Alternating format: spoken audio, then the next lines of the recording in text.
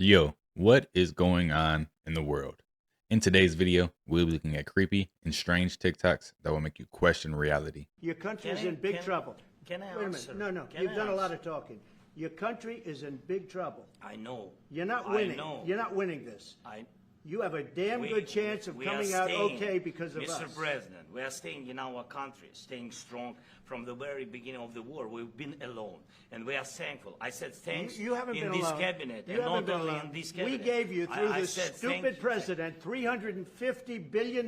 You voted we gave for you your military president. equipment, You and you voted men for are your brave, president. but they had to use our military. What about West If Africa? you didn't You have our invited military me- equipment, you invited if me you to didn't speak. have our military equipment, this war would have been over in 2 weeks. Hey, I'm just saying, he kind of got a point. They joined together like a magnet. What are you talking about? A plane?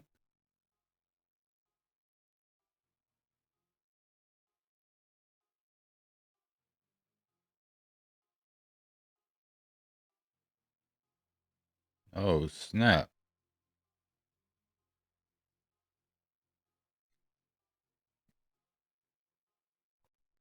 Community. So even if you don't necessarily see a marked sheriff's patrol car down one particular street, that doesn't mean they're not out here. They're in cars with blacked out windows and they're looking for people. So they're doing whatever they can to prevent this from happening. Another really sad story, I just spoke with a young man just a short time ago who said, you know, this is especially upsetting because people died in some of these homes. He said he had a friend who was 14, maybe 15 years old, who died in this fire. Yo, is it the Men in Black or what? Wouldn't it be crazy if the Ukraine war could be traced back to 2014 when the country of Ukraine needed a loan? So there were two offers on the table back in 2014 for Ukraine. The IMF, so the World Bank, offered Ukraine $15 billion, but they had two stipulations to the money, okay? Lift the ban on private sector land ownership and axe pensions and fuel subsidies. And then the other offer was from Russia. And Russia had pretty much no stipulations, certainly nothing about privatization of land. The president of Ukraine at the time, Yanukovych, chose Russia's offer because it was arguably better. Of course, then the CIA helped perform a coup in Ukraine, and then Poroshenko went with the IMF's option. Gee, I wonder why they want Ukraine. Huh. 1/3 of Ukraine's land has been sold to corporations in America now. Wow. Oh, and you know King Sausage Fingers got to get in. You say this. King Sausage Fingers is crazy. I'm an ex-military operator. You need to get walkie-talkies, food, and water. The cell towers will go down. The stores will close. And if you don't get it, I don't feel sorry for you. Stop. Well, Unusual situation. Now, this first portion of the radar cycle, fairly bland and typical, but then you see these bands of very distinct cloud cover moving into the region. That is not rain, that is not snow. Believe it or not, military aircraft flying through the region, dropping chaff. Small bits of aluminum, sometimes it's made of plastic, or even metallicized paper products, but it's used as an anti-radar issue, and obviously they're up there practicing. Now, they won't confirm that, but I was in the Marine Corps for many years, and I'll tell you right now, that's what it is. 50 and... Damn. yo, shout out to him. He just let us know everything, and he probably lost his job after that, y'all. Ever thought about what happens with your blood samples after a medical or genetic test? Nah, I never thought about it. This the place that Blade broke into in the Blade movie.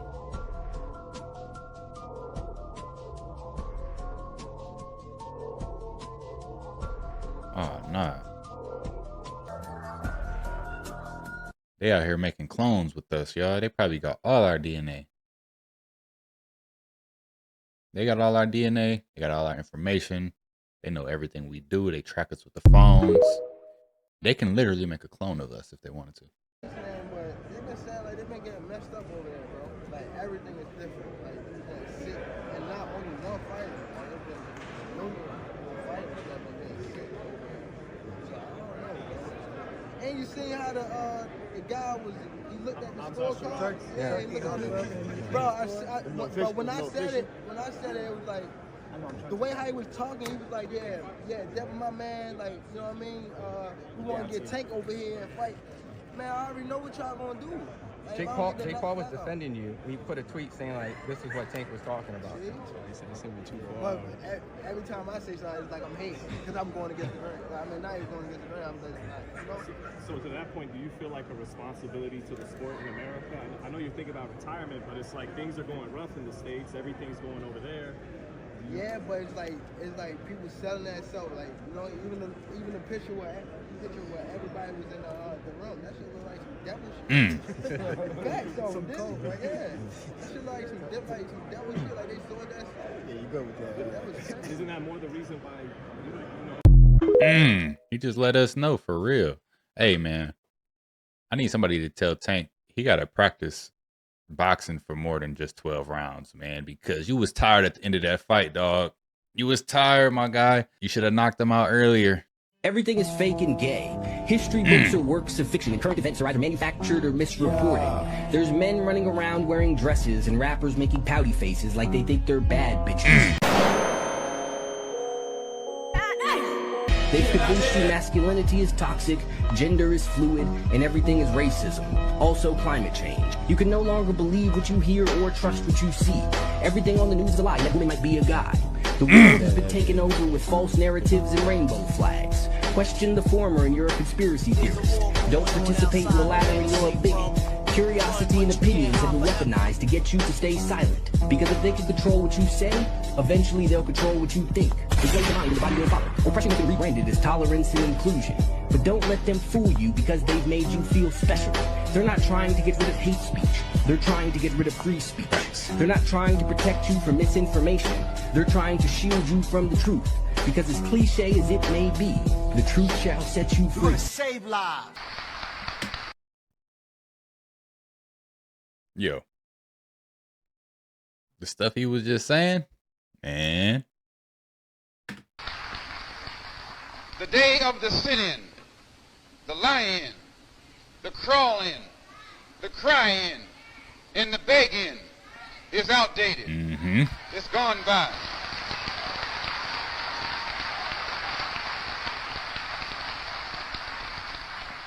Last year we sat in, what did we get? We crawled in, what did we get? We even marched in, and what did we get? So 1964 threatens to be a very explosive year, a most explosive year. In the Islamic belief, the holy city of Mecca, which is in Saudi Arabia, Mecca has a Masonic circle, and within the Masonic circle is a square. Because you got to do everything on the square, remember. You have a town square, you have New York Square, you have Vatican Square, you have Red Square. What? Never thought about You have all kinds of squares. Why? Because this is Masonic. And it goes all the way back into the ancient world, the terms and symbols.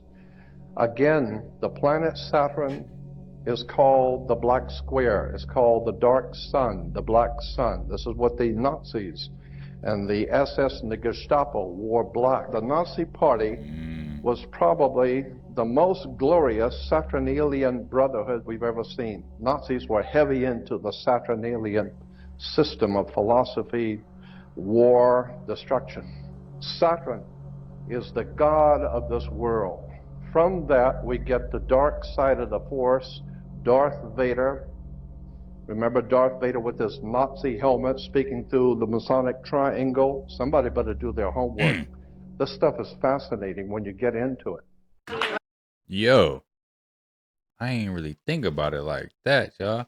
And if you think about squares, right, and the hard angles that are in squares, I feel like squares trap energy, right? We're in a box right now, and it traps energy. And if you look at a lot of the old world buildings, a lot of those structures that were curved, rounded, and I think it's got a lot to do with energy. Listen, you were to look at the molecular structure of carbon, you know, electrons, protons, and neutrons, you'll find that The molecular structure of carbon is made up of 6 electrons, 6 protons, and 6 neutrons. 6 and 6. 6. Where have I heard that before? Yeah. This is why you need to understand your culture. Because if you don't understand your culture, people will make you think. We came from kings and queens. That's right. How come we ain't got any kings and queens right now? The history people. They did their thing when they died, or they got run out of town, or killed. Where's the now people to do things now? You're always talking about what's been, never what is. What the people gonna do? The black nobility started what's called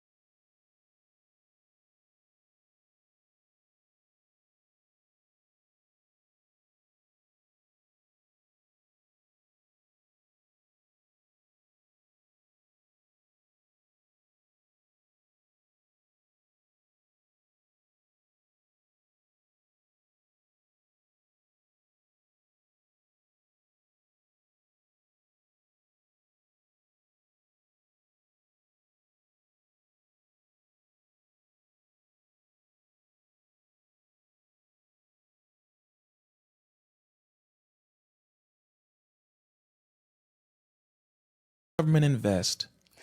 Man, come on now, sister. You know where you're going with this. Why would they invest hundreds of millions of dollars into you having a free application on the phone to scroll all day?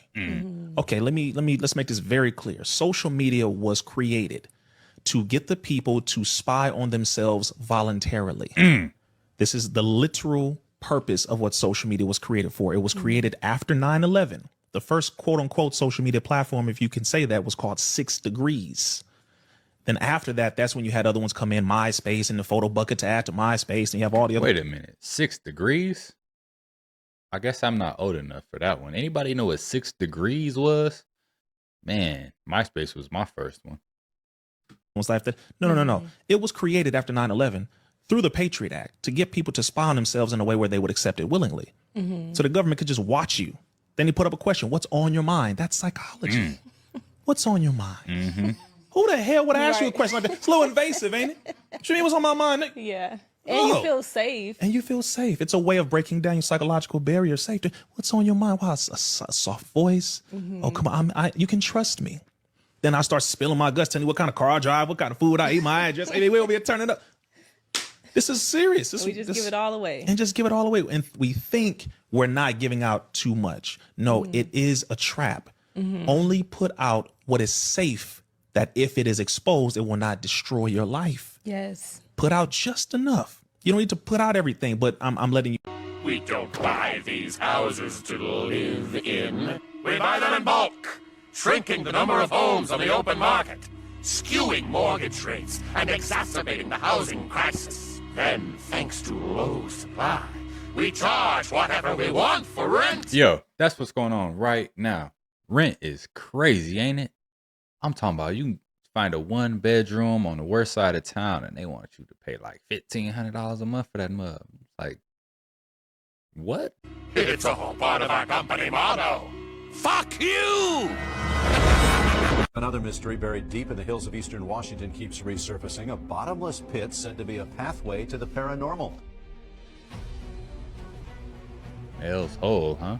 Something truly horrifying was captured deep inside Mel's Hole, a mysterious bottomless pit in eastern Washington.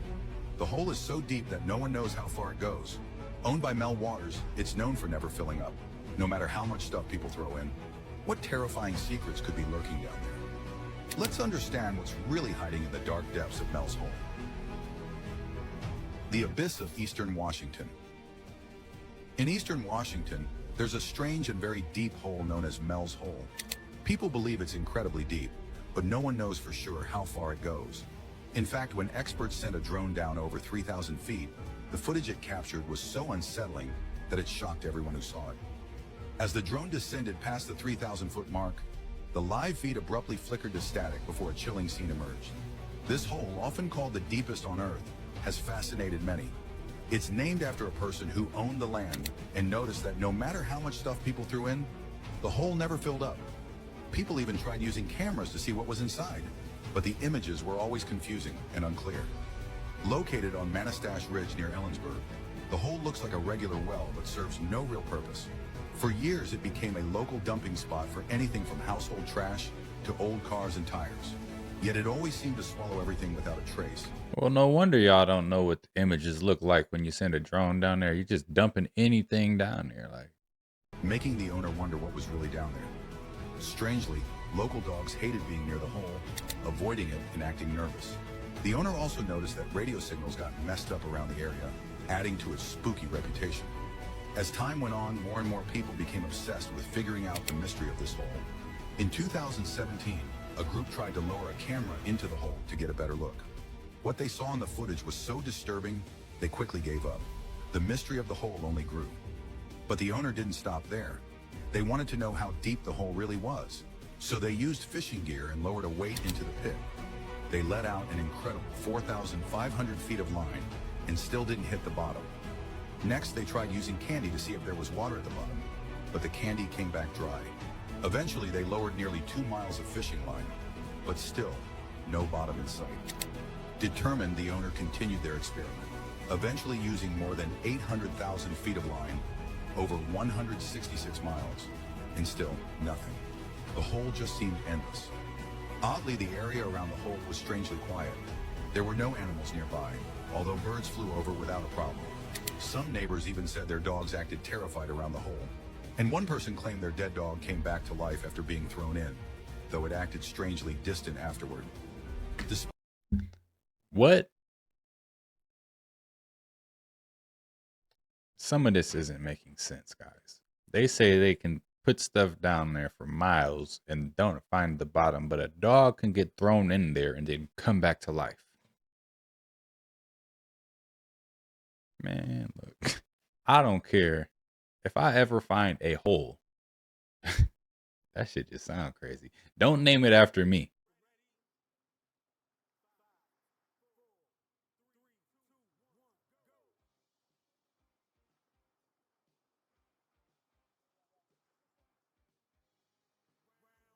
Looks like water, don't it? Don't look like it's traveling through some water.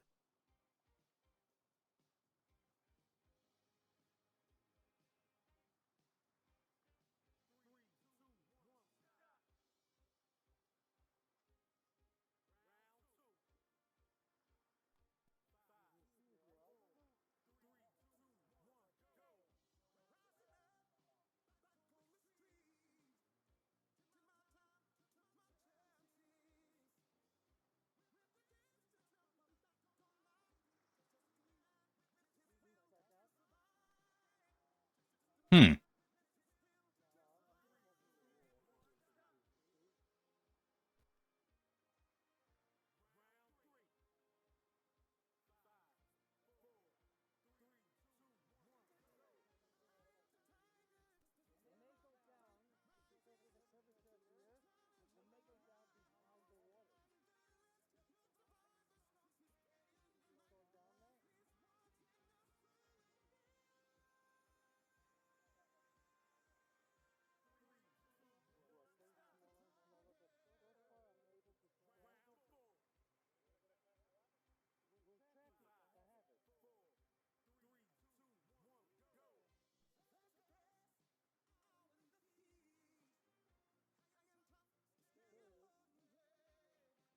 Hmm.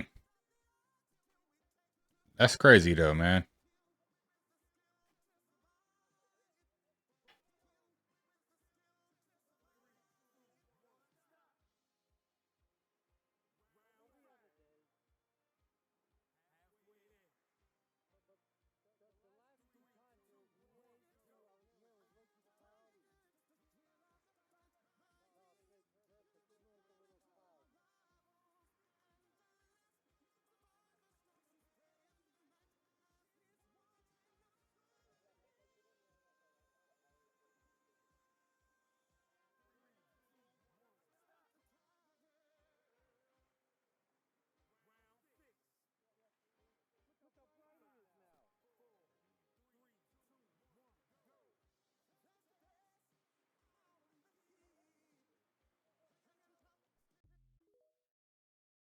That's crazy, y'all. What was that? Was that SpaceX or something like that? Just traveling through the water. What do you guys think of that? When you see these rockets fly up or over and you see all this stuff around it, doesn't it look like it's going through some type of liquid? Or is it just me? You do not drink water. Dogs drink water. Ooh. Camels drink water. Four-legged beasts drink water. Do you know in order to drink water scientifically, you would have to stand on all fours, you have to elongate your neck, and you have to lap the water with your tongue? Your tongue is not even long enough, and it don't have the type of muscles that other mammals have to even lap that water in. In order for you to drink water, you got to close your hands together, do this. You got to do everything but what you can do naturally with it to even drink this water. You getting water in cups and glasses. You weren't born with cups, glasses, and bowls and none of that other shit. These are utensils that you make for you can assimilate other creatures for you can start drinking these things. Just like you make knives and you make forks because you don't have claws like a carnivore, and you make these knives and these forks for you can claw and rip and tear into flesh, showing you that you were not created to eat flesh. Same thing when it comes to water. See, you're supposed to eat water. You're supposed to chew water. You're not supposed to drink water. But I'm thirsty.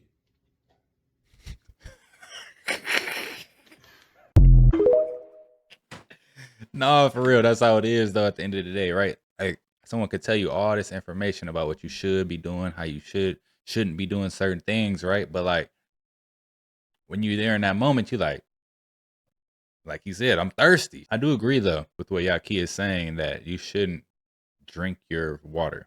You should eat your water, right? And I've heard this before. Someone said that you should eat your water and drink your food, which is crazy, right?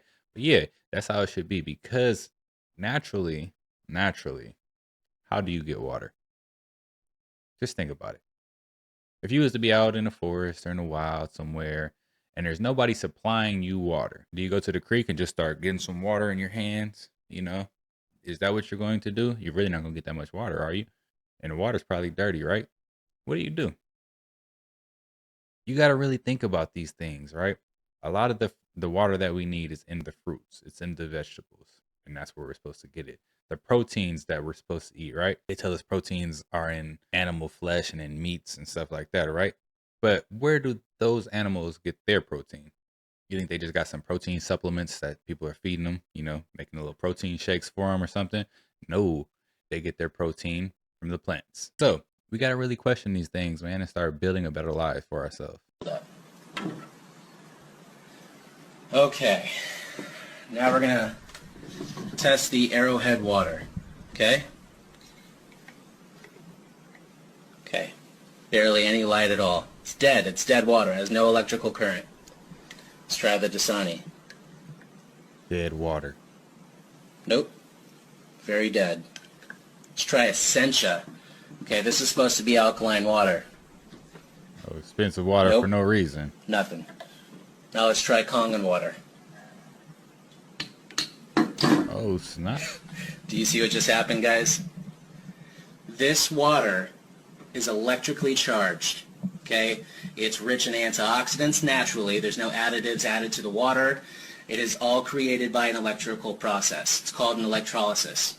Okay, let's go back. You know, as kids, I used to put on heels. I used to do all those things. I try to put on whatever my sisters wear. When one of my sisters did, I try to do those things. So at first, I said to myself, "Oh no, I did that. So I ain't just doing the things that I did."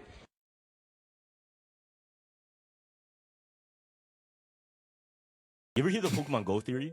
No. So the theory goes, Pokemon Go, when it was first made, Yeah. they didn't make it as just a game and everybody plays and everybody goes outside and have fun. Hey, not gonna lie, who partaked in Pokemon Go when it first came out? I'm not even gonna lie to y'all, man. Hey, I was a big Pokemon fan. I still kind of am, but like, I don't really got time for that. I did go out to the park and there was a bunch of people out there. It's like, yo, I'm about to go catch a Snorlax. The reason they made it was because the company Niantic, they actually made it to collect geographical information makes sense. for their satellites, so makes that sense. they can sell that info later on. And you can imagine everyone's playing Pokemon Go. Look at him. Uh-oh. Boom.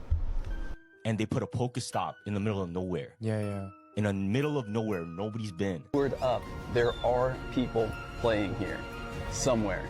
There has no information yet. Yeah. Pokemon Go players are gonna go there and what?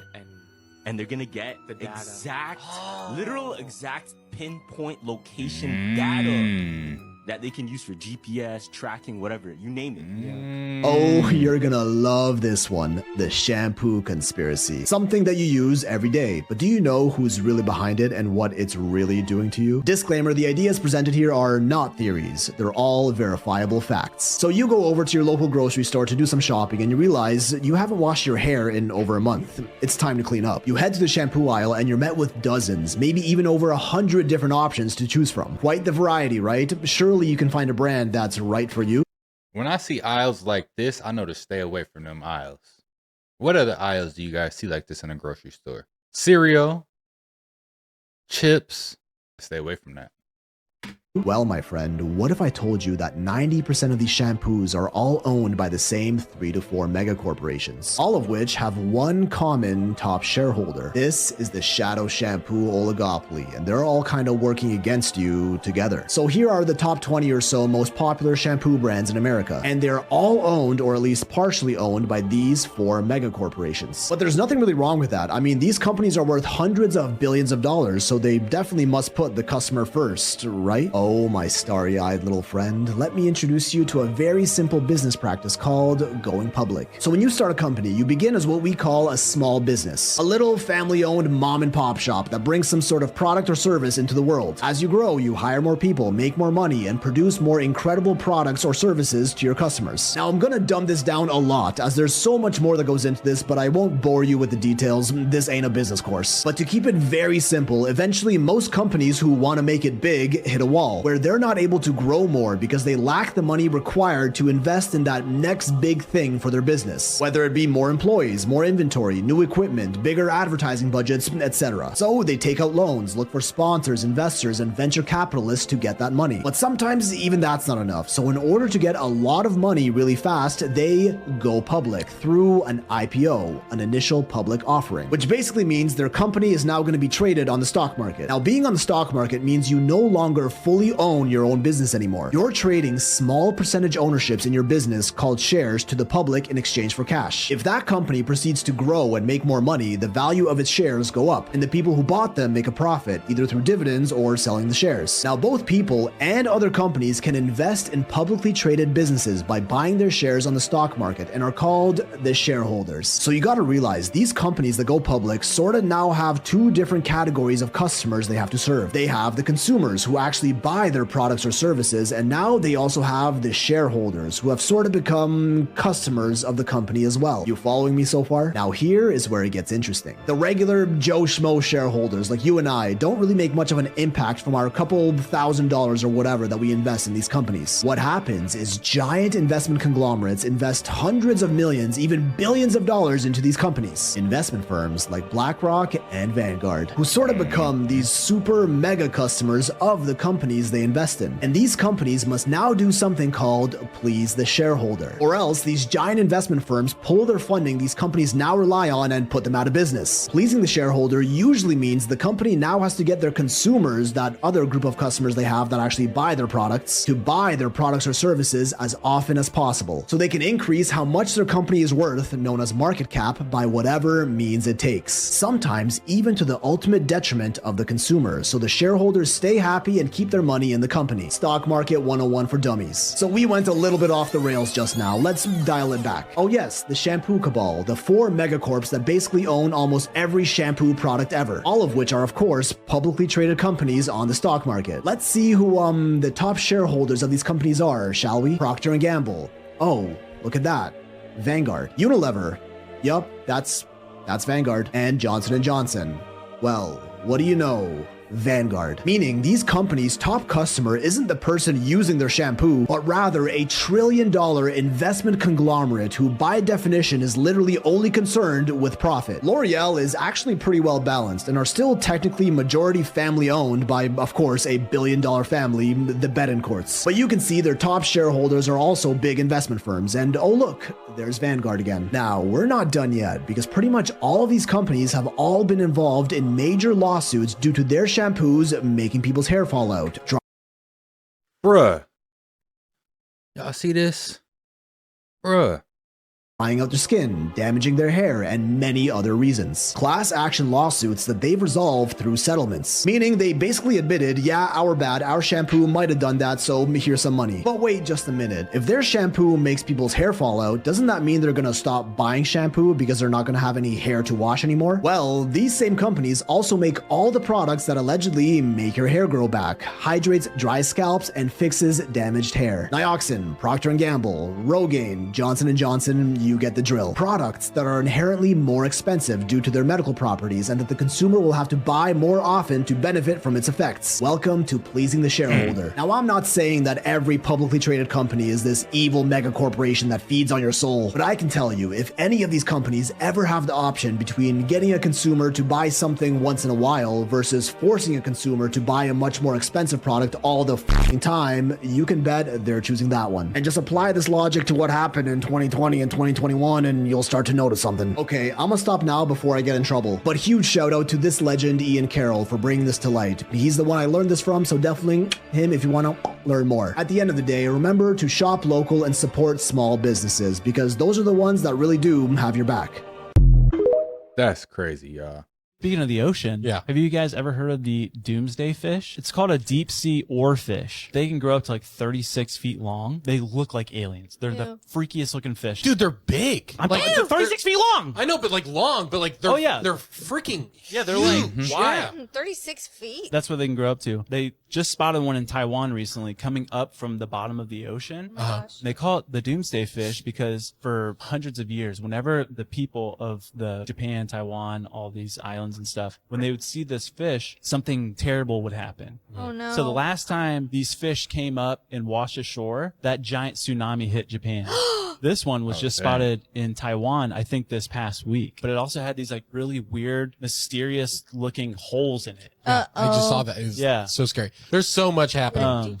Mother's a deep fish oil. Continue. You said oar, right? Yeah, I said oar. Continue. The O was Dude, silent. those look so creepy. Yeah. Now, correct me if I'm wrong. Now, back in the day, now I was born in 92, so back in my day, when honeycomb... Hey, man, she got me feeling old. She said, back in my day. She was only born in 92. Didn't they have a little Tasmanian little devil thing as advertisement on their boxes? They What did. I'm confused. And I bought some and they do not taste the same. Do you know what's not normal? It's not normal to get up at 6:30 in the morning, to get your kids rushing ready for school, to shove them out the door, to fight with each other, in order for them to go to a place where they're not actually getting educated, they're getting indoctrinated. Do you know what else is not normal? It's not normal to just have a couple of hours with your partner in the evening, after work, when you're tired, when the last thing you've got on your mind is actually, you just want to de-stress and all you do is argue, right? Do you know what else is not normal? It's not normal having to live month to month on a wage, knowing that if one day you were to lose your job, that's it. You'd lose your house, you'd lose your car, you'd lose everything, right? That's not normal. And we've been sold this as a normal way of living, like this is life. That's not life. That's survival. It's literally clutching at straws in order to just get through to the next day. We've been sold this lie, this game, which doesn't benefit us in any way, shape or form. All it does is benefit the people at the top, the owners of the corporations, the billionaires, the people who take advantage of the fact that you don't feel good, that your health is bad, that you feel depressed. So they sell you solutions to your problems in order to make themselves money. And that little bit of money that you have, you spend it on shit to try and make yourself feel better. And all the time, they're just getting richer and richer and richer and richer. And your life isn't changing. Because the alcohol that you buy, the nicotine that you buy, the drugs that you buy, the Netflix that you watch, all of these things you do to kind of make yourself feel better don't actually solve the internal problem, which is the fact that life is not meant to be lived in this way. And when you change your life to a life that you actually love, then You don't need the Netflix subscription. You don't need the alcohol. You don't need the drugs. You don't need the nicotine. You don't need the constant fighting with your partner. You have time to spend with your children. You have time to spend with your family. You have time to spend with your partner. You do the things that you enjoy, not the things that you hate. Right? But of course, in order to do that, you need to change the mindset of the way that you're thinking. You need to change the things that you do. You need to change how you feel, which is what I've been in the process of doing for the last 2 years. Right? And so I want to share with you what I've done. And I've written it all down in a book called The Path to Abundance. Now, you're going to say to me, oh, Philip, well, you're just profiting off trying to, you're just doing the same thing as the billionaires. You're trying to profit off people not feeling good. Yeah, perhaps, maybe. All right. But the book's £7 and it lays out exactly what you need to do in order to change your life to make it the way you want it. Now, £7 is 2 coffees from Costa's. If you can give up 2 coffees from Costa's, you can change your life. What are you waiting for? Click the link in my bio. Go download it. Okay. I ain't got the link for that book, y'all. But hey, he does have a point, though, man. A lot of us are depressed because we're living a life that we're not supposed to be living. And more than likely, it's a life that we don't even want to be living. You know what I'm saying? So that's where a lot of the depression comes in at.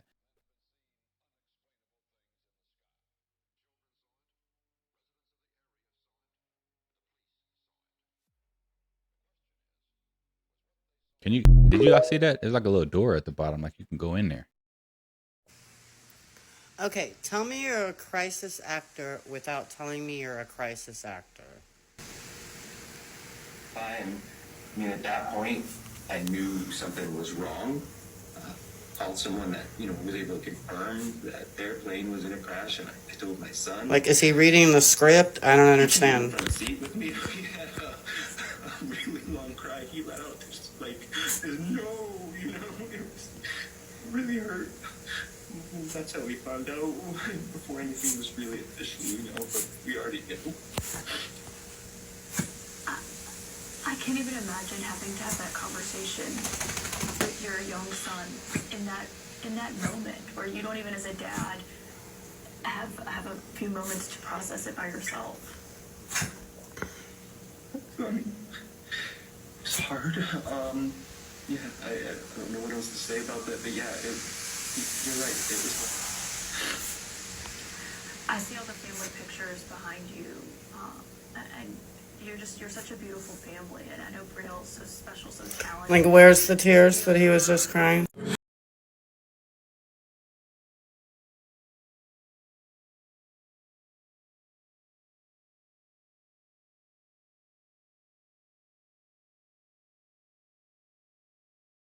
What's that?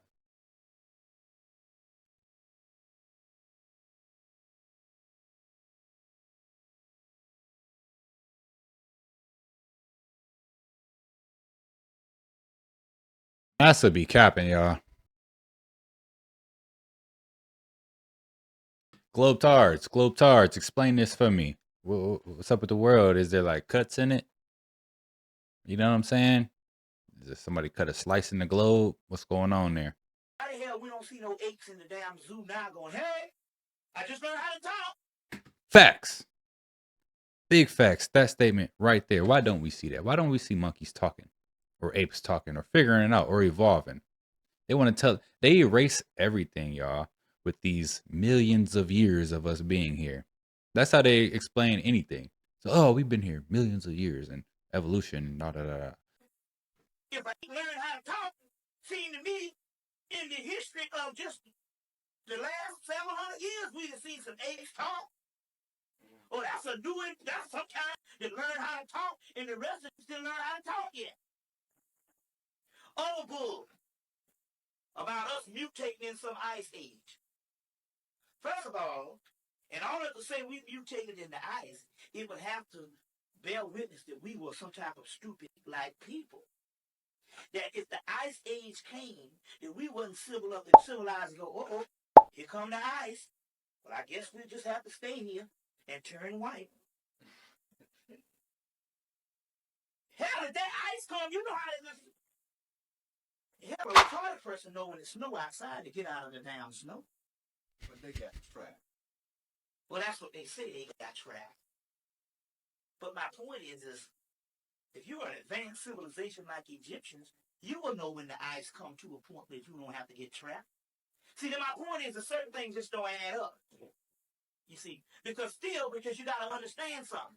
See, when we still deal with that, because the Eskimos been up in them ice and they lighter than the damn black man was, and you don't see him turning white, ending up looking like Richie Cunningham.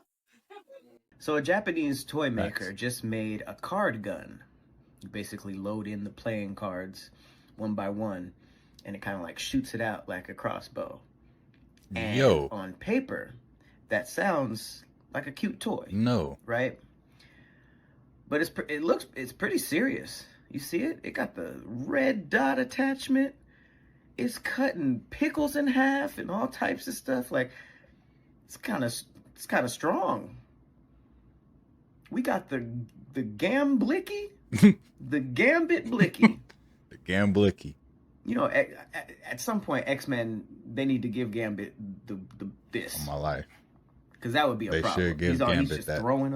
Throwing cards. Have you ever thrown a card? It's like a distance of like one room maximum. You can throw it from one end of the room to the other. And then the experts can go a little bit further than that. But you can't throw a card that far. You got to give him the Gambit Blicky. This would go so hard in X-Men if he was shooting people, got an ace of spades in the middle of the eyes, and they just found with the card smoking. He's like, Gamblicky. I don't know. I only relate it to X-Men because I don't know what other use this could be. You know, it's not playful. You use that on your friend. You card in the face. You know, weird kid accidents. You know what I mean? You got your mom cleaning a wound made by the 10 of clubs. What were y'all doing? Just strange, hard to explain kid injuries. So you can't really shoot it at each other. So I guess it is just for like cutting fruit, hunting small animals. Are we gonna see serial killers like come from this? Are we gonna just see squirrels and little birds with a deck of cards just all around them? They got lit up.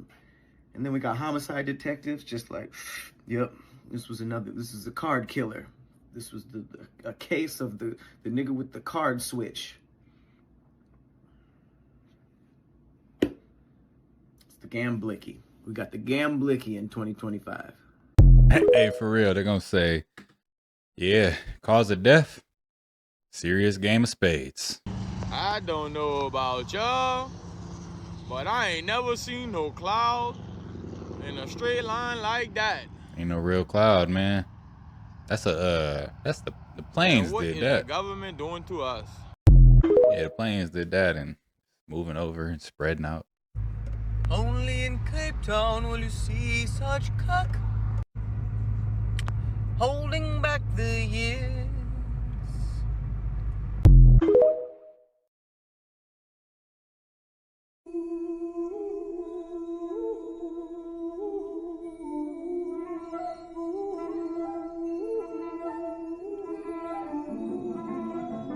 It's crazy. Does this little figure 8?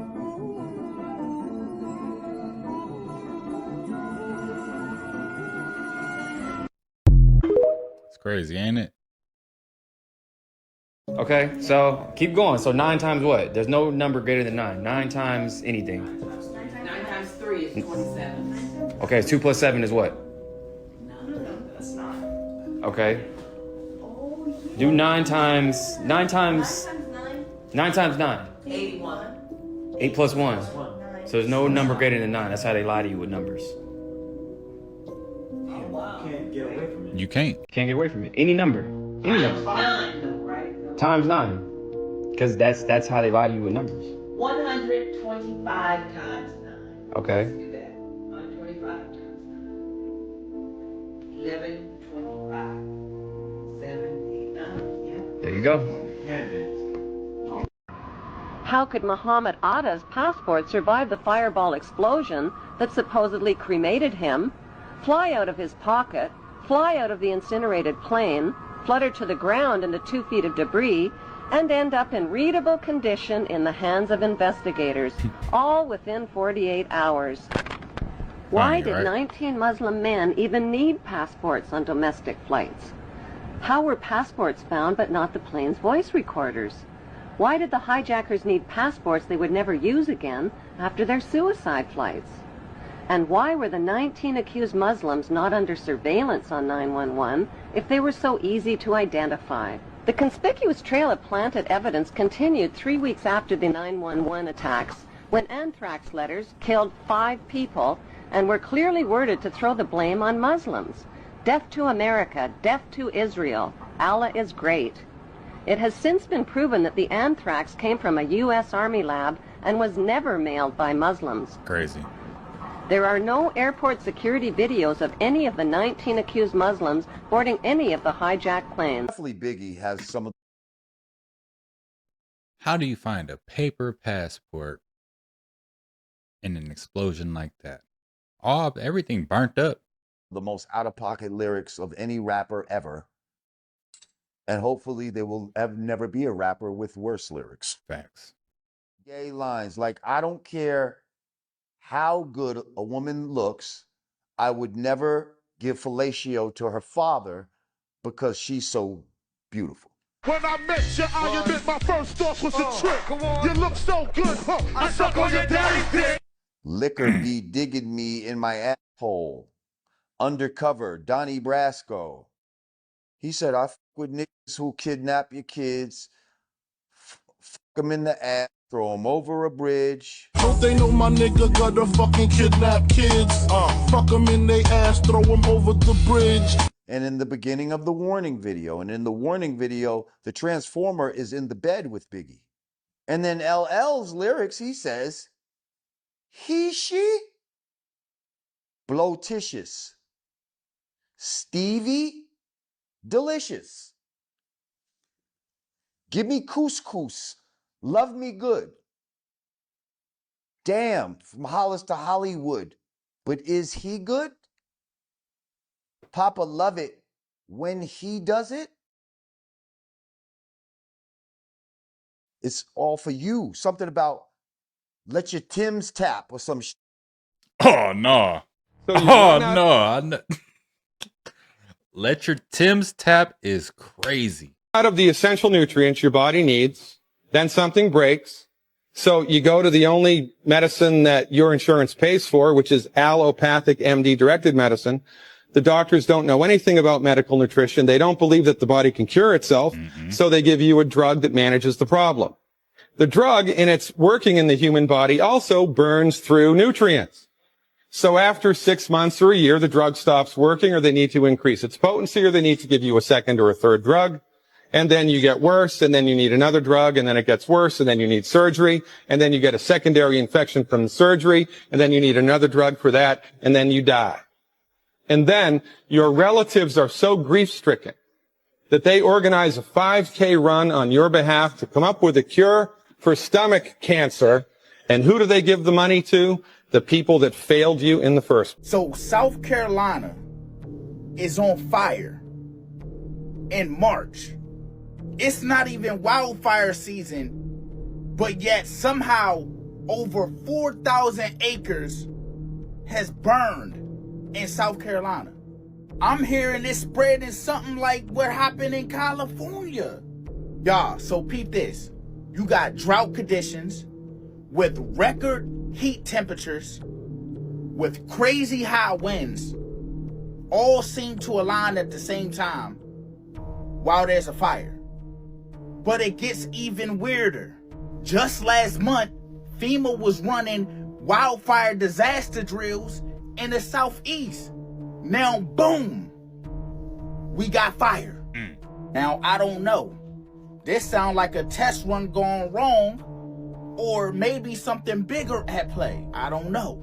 It's just crazy how we having all these weird events going on. All these fires. You having fires and then floods. Like what? Look, I'm not sitting here saying I know what's going on, but all I do know is that this don't feel normal. They keep saying, oh, it's climate change, but me and a lot of other people really know what's going on. So y'all drop y'all thoughts down below in the comments. Yo, they try to put everything on climate change, don't they? So basically what I get from this though is if FEMA is doing test runs in your city, it might be time to move. Myrtle Beach firefighters battle flames as fire now 30% contained. Does anyone remember that mud flood guy from the UK who'd be like, "Oh, here's some more evidence of the mud flood." Yeah, the bully slayer. Well, if you go on his page, he hasn't posted since 2023. Okay, he didn't post at all in 2024, not one post. And when I tried to comment and say, "Brother, what happened to you? It's been a while since we've seen your posts," my comment instantaneously disappeared. So what the hell happened to the homie? Yeah, they did something to the homie for real, because we talked about this some months ago, right? We're like, where's the bully slayer at? He ain't put no videos out. He used to pop up in my reactions like quite often back in 2023. What's really going on? I think he was shedding too much light on the old world and things that were going on. You know, but there's a lot of people that do that. You guys know what happened to the bully slayer? What's your thoughts? The car to his address. Man, calm down, man. Is your body camera on? Is your body camera on? Is your body camera on? No. Get out the car, Harm. Come on. This is her car. That's fine. And he's here at our house. Put your guns away. No. One of y'all come talk to me. One person. One person. One person talk to me. This is my house. This her car at my house. I don't give a fuck. You on private property. Step over here now. No, you on private property. You recording them? You recording them, right? Yes, I am. For what? For obstruction. Of what? Get over here. I'm done explaining it. Put your gun away. Nope, get over here. Why are y'all behaving like this? The car's registered to this address. Come over here and talk to me about it. So why are you behaving like that? It's just something about them videos that kind of just like tick you off. You know what I mean? Just like POV. You just heard about the Apple wristwatch containing the forever chemical that will be in your body forever, and now they are in a silent lawsuit. Y'all heard about that? Forever chemicals and the Apple Watch bands. You know what I heard recently? What? I didn't know that birds in the morning, they actually have a purpose for chirping.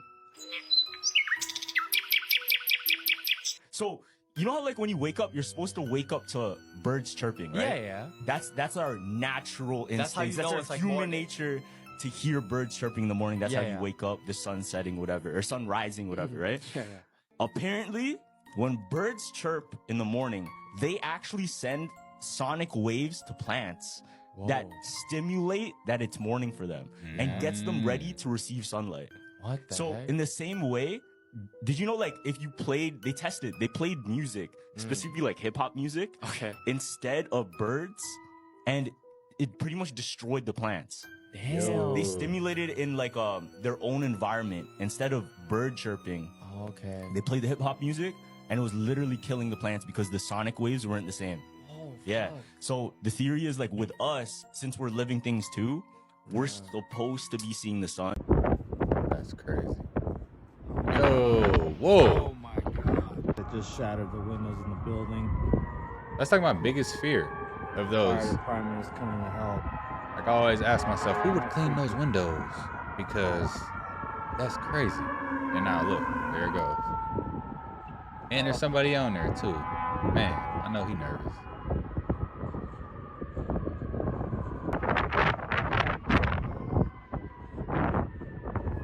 I'd be so nervous. I'd be ready to jump off onto a ledge or something. Like, this mud about to fall. It's scary. Oh my god. Fire departments to the rescue.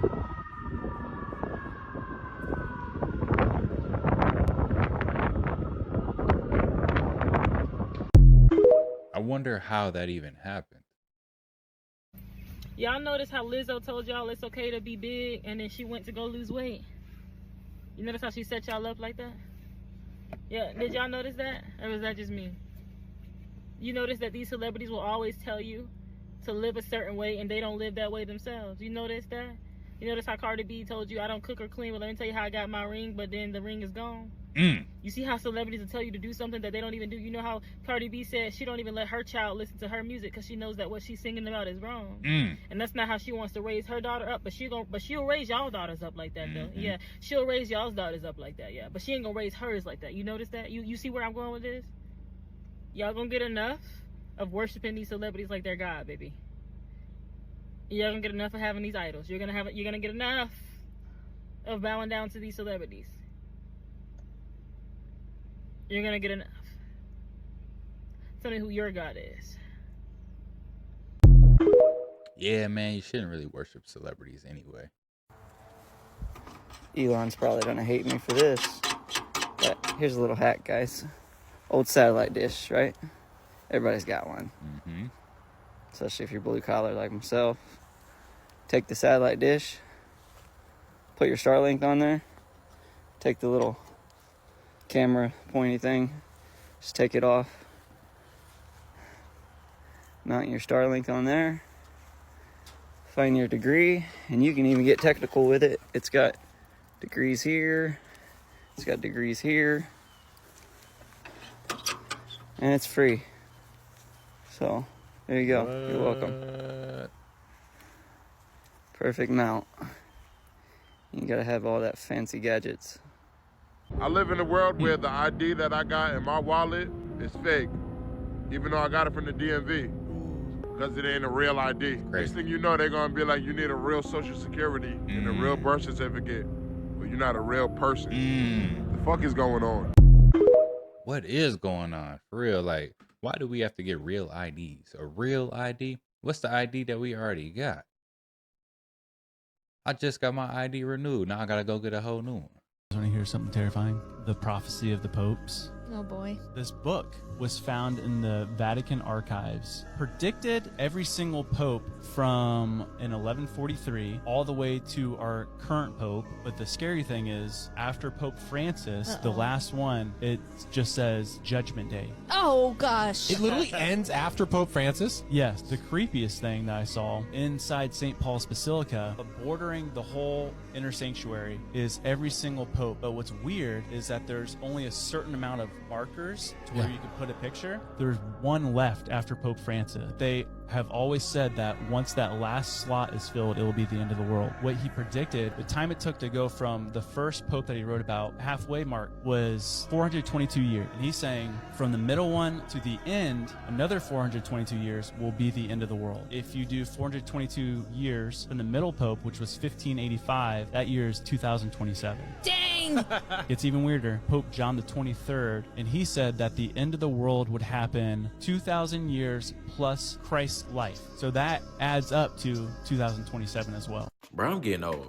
You know, what if it's not the end of the world for everybody? It's just the end of their world, of their rule, of their reign, of them being in control of things, them having the power that they have. What if it's the end of that world for them, not for everybody? So don't get too scared. Don't get too nervous. Things are just going to change. I can't even keep up with the lingo of these kids no more. Like 6'7", like 6'7". Like, bro, what is you talking about, bro?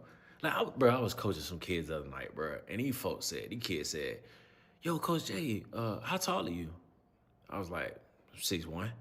They're like, "Oh, you like 6'7"? And I was like, I just said 6'1". No, I'm not 6'7". I'm 6'1". Like, oh, he like 6'7". Then they start laughing with each other. He like 6'7". I'm like, bro, what are you talking about, bro? Right. I'm generally getting mad. Cause I'm like, bro, what? Do you not hear what I'm saying? Where's the disconnect? Why do you keep saying 6'7" when I just said 6'1"? What's happening? Why y'all laughing with each other right now? What's funny? I'm 6'1". Oh, he's like 6'7". I'm like, bro, all right, bro. You know what? Y'all kids. So let me chill. Then they asked the other coach. And the other coach like 5'7". So next you know, he like, how tall are you, coach? And he like, yeah, I'm like 5'7". He like, oh, like 6'7". And I was like, bro, what's happening? What did I miss? I don't understand what's going on, bro. Then they hit me with it later on, and they was like, yo, Coach Jay, what time we getting out of practice tonight? I said, probably like 8 o'clock-ish. They was like, dang, not like 6'7"? And I was like, bruh, it's 7:30. How will we get out at 6 or 7 o'clock? What are you talking about? Oh, we just thought it was gonna be like 6, 7. I'm like, why you keep moving your hands, bro? What are you, bro? What are you? I don't know, bro. Like, is born in 1997 old or something, bro? Cause like I'm confused. I don't know what's happening. Even when I Googled the trend, I don't know what's going on. I don't know what's going on. I don't even understand the song. The songs, I don't understand it, bro. He randomly said 6, 7 out of nowhere. I don't know what's happening. So now I'm feeling like maybe being born in 1997 is like I'm beyond unk status now. Like I'm like grandfather now or something. I feel like the jokes we had when we was kids and our parents didn't get, like it made more sense than now. Like these kids, I'm confused, bro. Genuinely. No, for real. These kids' lingo is like crazy. It don't make sense. The stuff they be saying, it's like, what are you talking about right now? But yeah, you definitely onk status if you're born in the 90s, I guess. Onk and auntie status, man. You know, I get the same thing. You know, people come up to me like, hey, yo, James, how many subscribers you got? Oh, I got 100K. Like 6, 7. Facts. Didn't know nobody had no tax money. It's a different time, man. These kids know too much. We were never supposed to perceive our own appearances this much. We were supposed to at most see our reflection in a still pond of water, maybe 3 times in our life. I have such an ingrained vision of what my face looks like at an iPhone front camera lens angle that somebody took a video of me at a 50mm focal length, which is supposed to be what our eyes, other people see us as or whatever. And I freaked out for like an hour because it did not look at all like what I think my face looks like. And I was so scared that that's how other people see me all the time, forever, my whole life. It's horrible. This is wrong. Yo, I do agree though with her. Like, I don't think we're supposed to look at ourselves as much as we do. I don't think that we're even supposed to have mirrors in our house. I've been thinking about this one thing all day. The first crime in history wasn't written in blood. It was a bite, a woman, an apple, off a tree of forbidden knowledge. And now, thousands of years later, we sit memorized, staring into glowing screens that hold the sum of all human wisdom. But look closer, the back of the screen, an apple with a single bite missing. Coincidence? Or a cycle repeating itself? To take a private jet from Atlanta to Vegas and then back to Atlanta is $126,000. And y'all are asking me, do you understand what I'm saying? Are you okay now? You feel like it? No private jet? What? You're not taking a private jet? You're not spending all this money to go make money? How would you do that? In what world is that smart? Then y'all be like, hey, going broke again. Nah, man, he dropping knowledge though. So let's go again, okay? So I promised I would do this. This is a little test that you can do at home. I've just put a bowl in a sink of water. I've put a plant inside of that. That represents the ecosystem that can produce its own oxygen inside a sealed and contained environment. When I place this bowl on top, what you're going to notice is this bowl starts to go down to a different level. Watch. As I push the bowl down into the water, water does not enter into the bowl. Mind you, you have to keep it straight. So water's not entering in. You might see the odd bubble escape. That's because I haven't kept it perfectly straight. But that means that no air is now in there with the water, okay?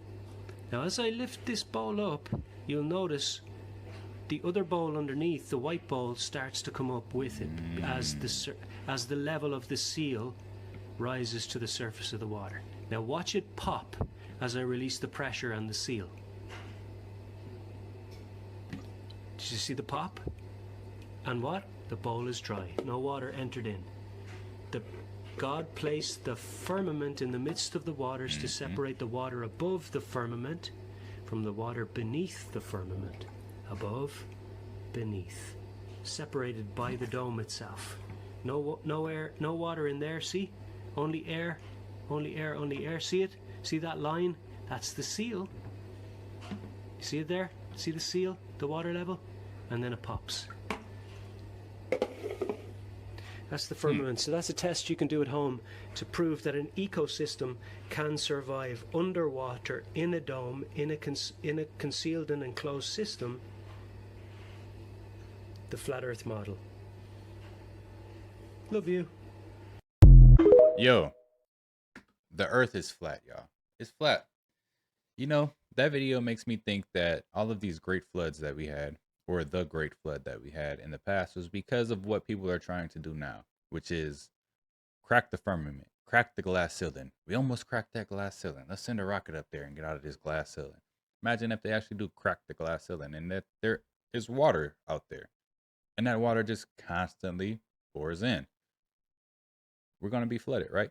And then somebody probably repairs it, gets the water out, takes thousands of years, and then we have mud floods and buildings are underground and people come back into the world and find these old world buildings and put a stamp on it and says founded in 1902. Bit surprised no one mentions here that the United States have also withdrawn from the Human Rights Council of the United Nations. This makes the world for all Europeans a more dangerous place. I'm not surprised, of course. I mean, we're speaking in the end of a country whose governments have illegally abducted people, tortured them in secret prisons throughout the Middle East, killed children, bombed weddings from Iraq to Afghanistan, a country responsible, according to its own universities, for millions of victims in the Middle East. We're speaking about a government that's actually today, currently pushing, supporting genocide, supporting the deportation of millions of Palestinians, the country blocking the Cuban people from getting the medical equipment they need and deserve, a country imposing sanctions on working class families throughout the world just because they disagree with their government, and a country currently mass deporting working class families from the United States. Now the question is not, why are the US withdrawing from human rights conventions? The question is, why is Europe not reacting? Do we think this is a good thing? Are we afraid to stand up? Or is this the true face of this union, not fighting for global human rights, but for corporate interests and profits of Musk? Corporate interests, for sure. It's always corporate interests. It's not about anything else. He'll figure that out one day.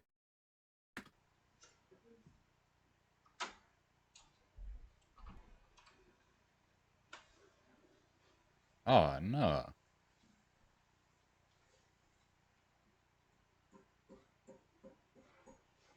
Oh, she done came and turned her light off. Smacking that mug, ain't she?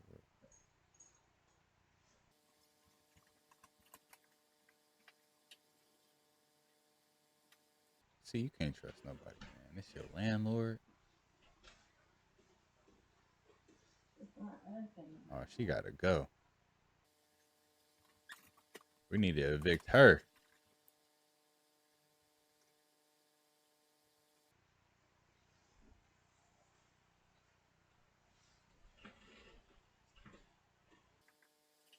I'm changing the locks. Nah. I'm putting a boat lock on there. Or something.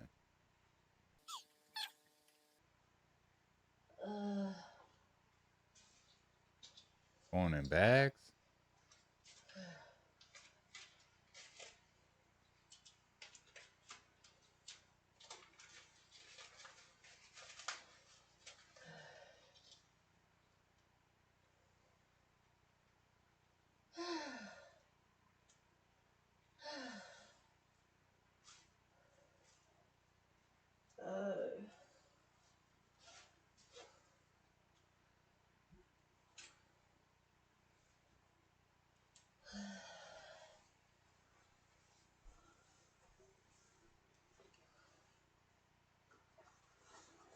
In pockets too?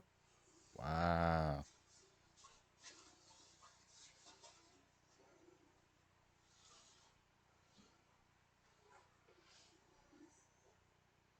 Coffee.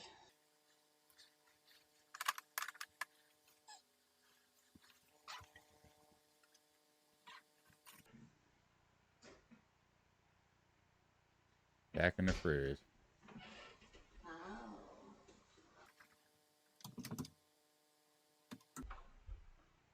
she came back again for a third time?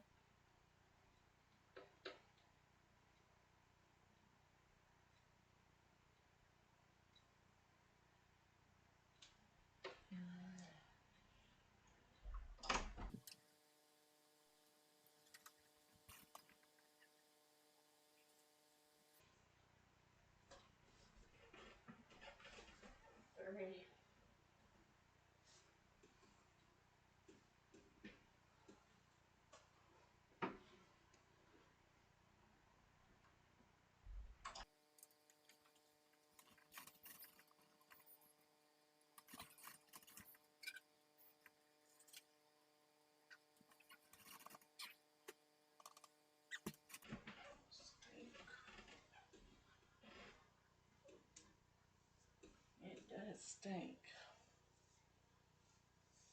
Ew.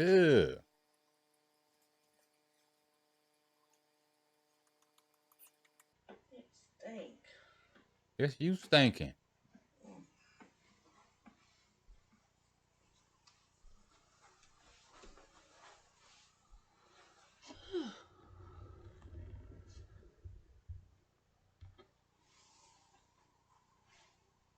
Mm.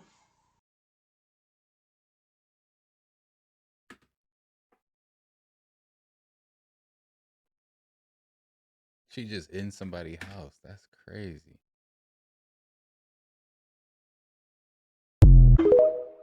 I would have called the police. I'm catching, like, if I know someone's in my house and you're doing this, cause like, We got a lot of work to do. And what we lost in 40 years, and niggas want to talk about who the real Jews. I don't give a fuck. Don't really care. I don't give a fuck about who the real Jews is, nigga. I don't give a fuck. I don't give a fuck about the Grand Canyon and how to walk to Africa. I don't give a fuck about the Anunnaki. I don't give a fuck. Who gives a fuck? This ain't no shit I could prove. I could prove them niggas put crack in our neighborhoods. I could prove that this shit has afflicted us. I could prove this shit destroyed our communities. I could prove this shit killed hundreds of thousands, if not millions of black men or incarcerated them. I could prove that shit. I could prove it was a lot of mothers left out here to do this shit on their own and integrate into the corporate world to take care of their fucking kids. I could prove that I had to stay home all day with my motherfucking sisters and being watched by, and a lot of young black girls had to become mothers themselves at a young age. I could prove that shit. Can't prove no fucking Anunnaki. Come on, get the fuck out of here with that bullshit, man. Nigga don't give a fuck about no spaceships, nigga. Nigga don't give a fuck about that shit. Y'all niggas be worried about dumb shit. Cause that shit sued you because you're trying to detach from the reality. And the reality is, 3-letter organizations destroyed your fucking community and left you in the remnants. And you living in the effects of it, and you don't know how to fucking, you don't know how to wrap your mind around that. You don't see a way out, you feel hopeless. Let me look in the motherfucking sky. Man, get that shit up out of here, bruh. Nobody on that bullshit. You ain't gonna save nobody like that. You might as well go back to Jesus. Niggas want to sit here and talk Jesus all day. We had community when we was in the church. Ain't no fucking community that's looking in the motherfucking sky for no Anunnaki, nigga. Y'all niggas be focused on dumb shit because you detaching from reality. You disassociating. Because the work is hard. Community is hard. Getting back to base and get back to square one and loving yourself again, starting with loving yourself and then having to love your brother or your sister the way you love yourself, that shit is hard. Opening up a restaurant and not treating your fucking customers like they clientele is hard. When the only times you seen niggas get money is by treating their customers like shit because the niggas is addicted to crack. Do the hard work. It's hard to go to school and learn a trade and learn how to be an electrician. You got to apply your mind, but you was always getting kicked out of school. That's hard. Teacher was always picking on you, putting you out of class. We know those statistics. We know why you don't like going to school. But that's the shit the government required you to do. Go do something for yourself. Find something that you're interested in. Do something with your hands, nigga. Do something with your mind besides destroy. Learn how to build something. All you niggas want to do is destroy shit. And you think that's something to brag about. Nigga, you already living in destruction. You gonna knock down some more? You ain't gonna find out how to start putting the bricks back together? You don't want to see what's underneath that rubble? You just want to keep breaking shit? Then go to prison for 6 months, 6 years, come back up, pack the fuck up, oil your body up, and start telling niggas about the Grand Canyon? Man, I don't want to hear that shit, man. Y'all niggas be addicted to esoteric bullshit. That's how you end up in cults. That shit dumb. Do knowledge that you can really see. Stop letting niggas play with your fucking imagination because they disassociated from reality and they charismatic. Bro seemed a little bit mad. I agree to a certain extent. Kind of have to have an imagination, right? You kind of have to have some type of belief system. If people don't believe in anything, then what do they have to live for at the end of the day? Community. Even when we had community, they had belief systems. Even if you go back to the earliest times, right? How do we take that one side of knowledge and then join it with the other side of knowledge so that now we have a unified front, right? Because imagine what people would do if they were to go to a Grand Canyon and say they find some statues or some people there that look like them, right? That look like us, melanated beings. Imagine the power that's going to be in the mind of them people now. That they know that they have people in the past who have done great things, who are different than what they know. So are we just gonna ignore what this country singer just said? Listen super carefully to what she's about to tell you. Think about your pores. We have massive pores underneath our arms, right? And so I've grown up, my mom would never wear the deodorant because when she would wear regular deodorant, it would start to like build up and it would create like blockages and lumps. And so she was like, there's something wrong here. And when you really read the ingredients on deodorants, there's aluminum and metals and chemicals and all these things. And it's like, I'm just going, putting chemicals right into my bloodstream, right into here, right into my cardiovascular system. It's terrifying. We've created a dependency to these chemicals so that it breeds the stink. You know, if you wouldn't put it in your mouth, don't put it under your arms. Yo, people are starting to realize that the harmful chemicals in these deodorants are not worth the risk anymore. And it's not even a coincidence that only a week later, this doctor is going viral for exposing Hollywood's new hygiene hack. There's a new health trend taking over Hollywood. Chlorophyll. Reese Witherspoon says it clears up her blemishes. Jennifer Lawrence drinks up to detox before red carpet events.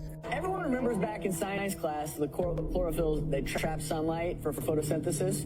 And we know it can be a powerful antioxidant. Of course, it gives plants their nice, beautiful green color. It's in a lot of green leafy vegetables. See, watching that clip made me realize that these traditional deodorants are not even addressing the root cause of my body odor. But once I started doing deep research on chlorophyll and its odor neutralizing properties, it all started to make sense for me. Chlorophyll water is a real thing, man. And I've seen people take chlorophyll water. I've been wanting to take some for quite some time, but I don't know why I haven't. Need to give me some. But yeah, it's okay to not wear deodorant sometimes, you know. It's okay to be musty. I'm musty right now. Yo, what's up, man? Hey. How you doing? You got any flour? Flour? No, nothing like that. I heard through the grapevine you had the good flour. No, nothing with THC. Can I help you with anything else, though? No, I need some flour, though. You keep saying you don't have it, but I heard through the grapevine you have it. Who told you that? One of your buddies. One of my buddies. One of your good customers. They're obviously not my buddies if they told you that. I heard you had it. All right, so some flour, you said? Some flour. I got you. I got this right here. This Nancy Jane all-purpose flour. But that's all I got for you. What the fuck am I supposed to do with this? I don't know, but... Besides make hush puppies. I don't know, but that's... If you don't need that... Hey, man, fuck this place. Fuck you. Don't come back, bro. You just keep going. Just leave, officer. Have a good day. Right. Please exit the building. Please exit the building. Please keep going. What the fuck was that, Dylan? I know, man. It was the tie-dye shirt. He threw the tie-dye shirt on and was like, yeah, this would really get the stoners to think that I'm a stoner. New details tonight on plans to turn Myrtle Beach into Meta Beach. It's all part of making the city a smart city using new advanced technology. Our Ali Espinosa joins us live from downtown Myrtle Beach tonight, and Ali, city staff are actually calling this the fourth industrial revolution. Talk about the ultimate upgrade. So what does that mean for us here in Myrtle Beach? Rachel, the overall goal is to improve our quality of life here in Myrtle Beach, and city staff say they're working to do that through new technology, and it's all starting right here in downtown Myrtle Beach. Myrtle Beach. Myrtle Beach. It's the second fastest growing city in the entire country. From its 60-mile beach to hosting one of the biggest country music festivals, Myrtle Beach is no doubt an area that has a lot to offer, and plans to bring it to the next level are ahead. What we're looking to do, or what we're trying to do here, is create an urban environment where technology can help us improve our experiences, whether it's the services you receive from your local government, the experiences you have as a tourist in our town or a visitor in our town, but also, you know, how we conduct business with our businesses. Myrtle Beach Chief Innovation Officer Howard Waldy IV says he's been working to make Myrtle Beach a smart city since March of 2022. They're teaming up with Jennifer Hotai, co-founder of Osverse and Grand Strand Web3 Guild. Their teams are wanting to make the city more advanced to improve the quality of life for you and your family and any Myrtle Beach visitors. There should be, you know, a virtual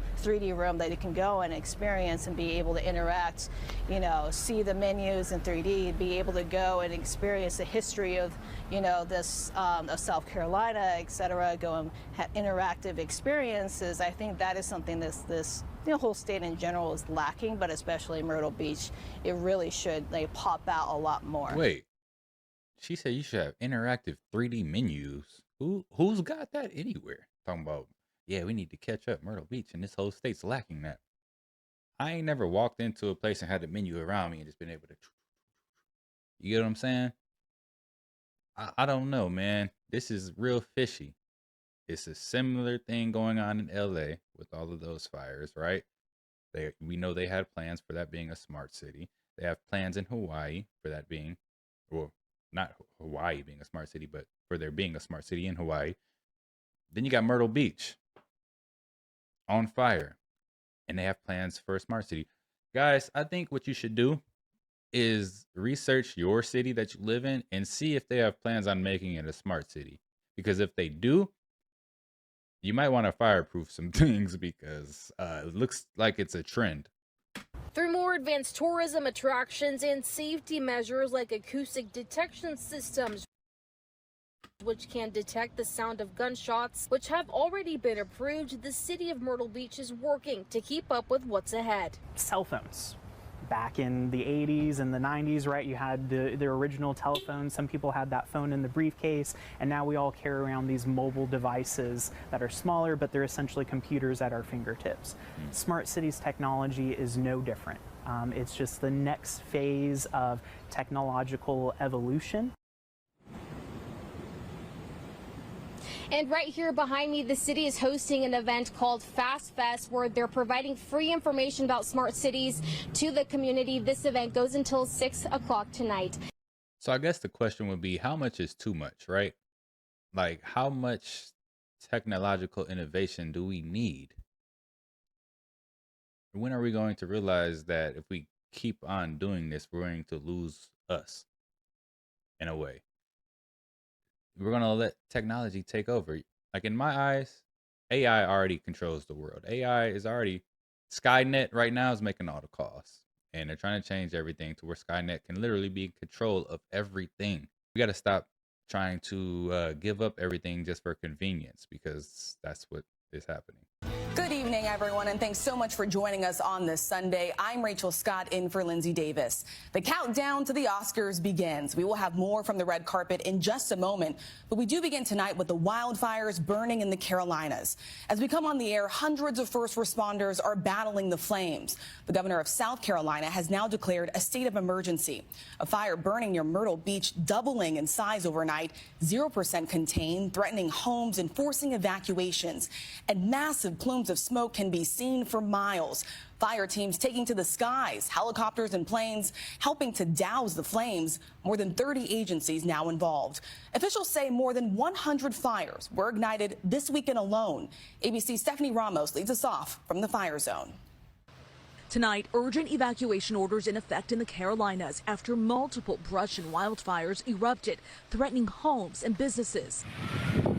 The Carolina forest fire near Myrtle Beach doubling in size overnight to 1,200 acres and still 0% contained. More than 30 agencies and 400 personnel supporting the firefighting effort. South Carolina's governor today declaring a state of emergency.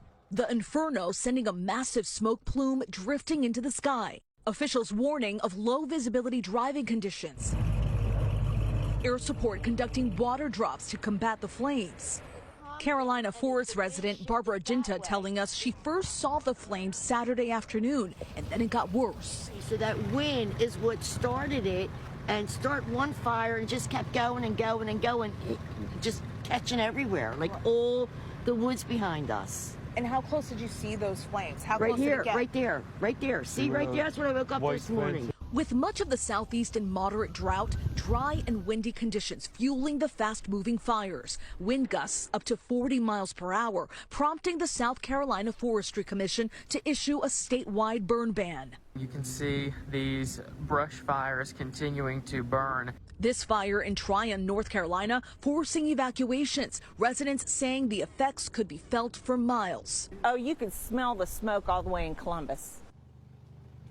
And there's still a lot of smoke here in this area here in Myrtle Beach as the fire continues to burn. Fire crews are spread out across this area. South Carolina officials say fortunately no one has been injured, and while structures have been damaged, none have been fully destroyed.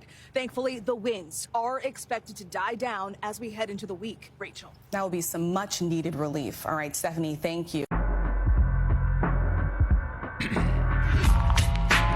It's crazy, right? There's always some type of distraction. Is anybody else starting to notice that there are not just humans walking around here, especially in the Oh shit! Excuse me, people like to sneeze. So I went to go look for a fork in the food court, and when I went up to this burger place, it was empty. Like, it didn't have no customers, and it was like only one person working and another person behind the grill. And this lady, she looked Mexican, or I don't know, Middle Eastern, and we had asked her, do you have a fork? And she looked like she didn't understand what we were saying. So we were like, okay, maybe she speak a different language.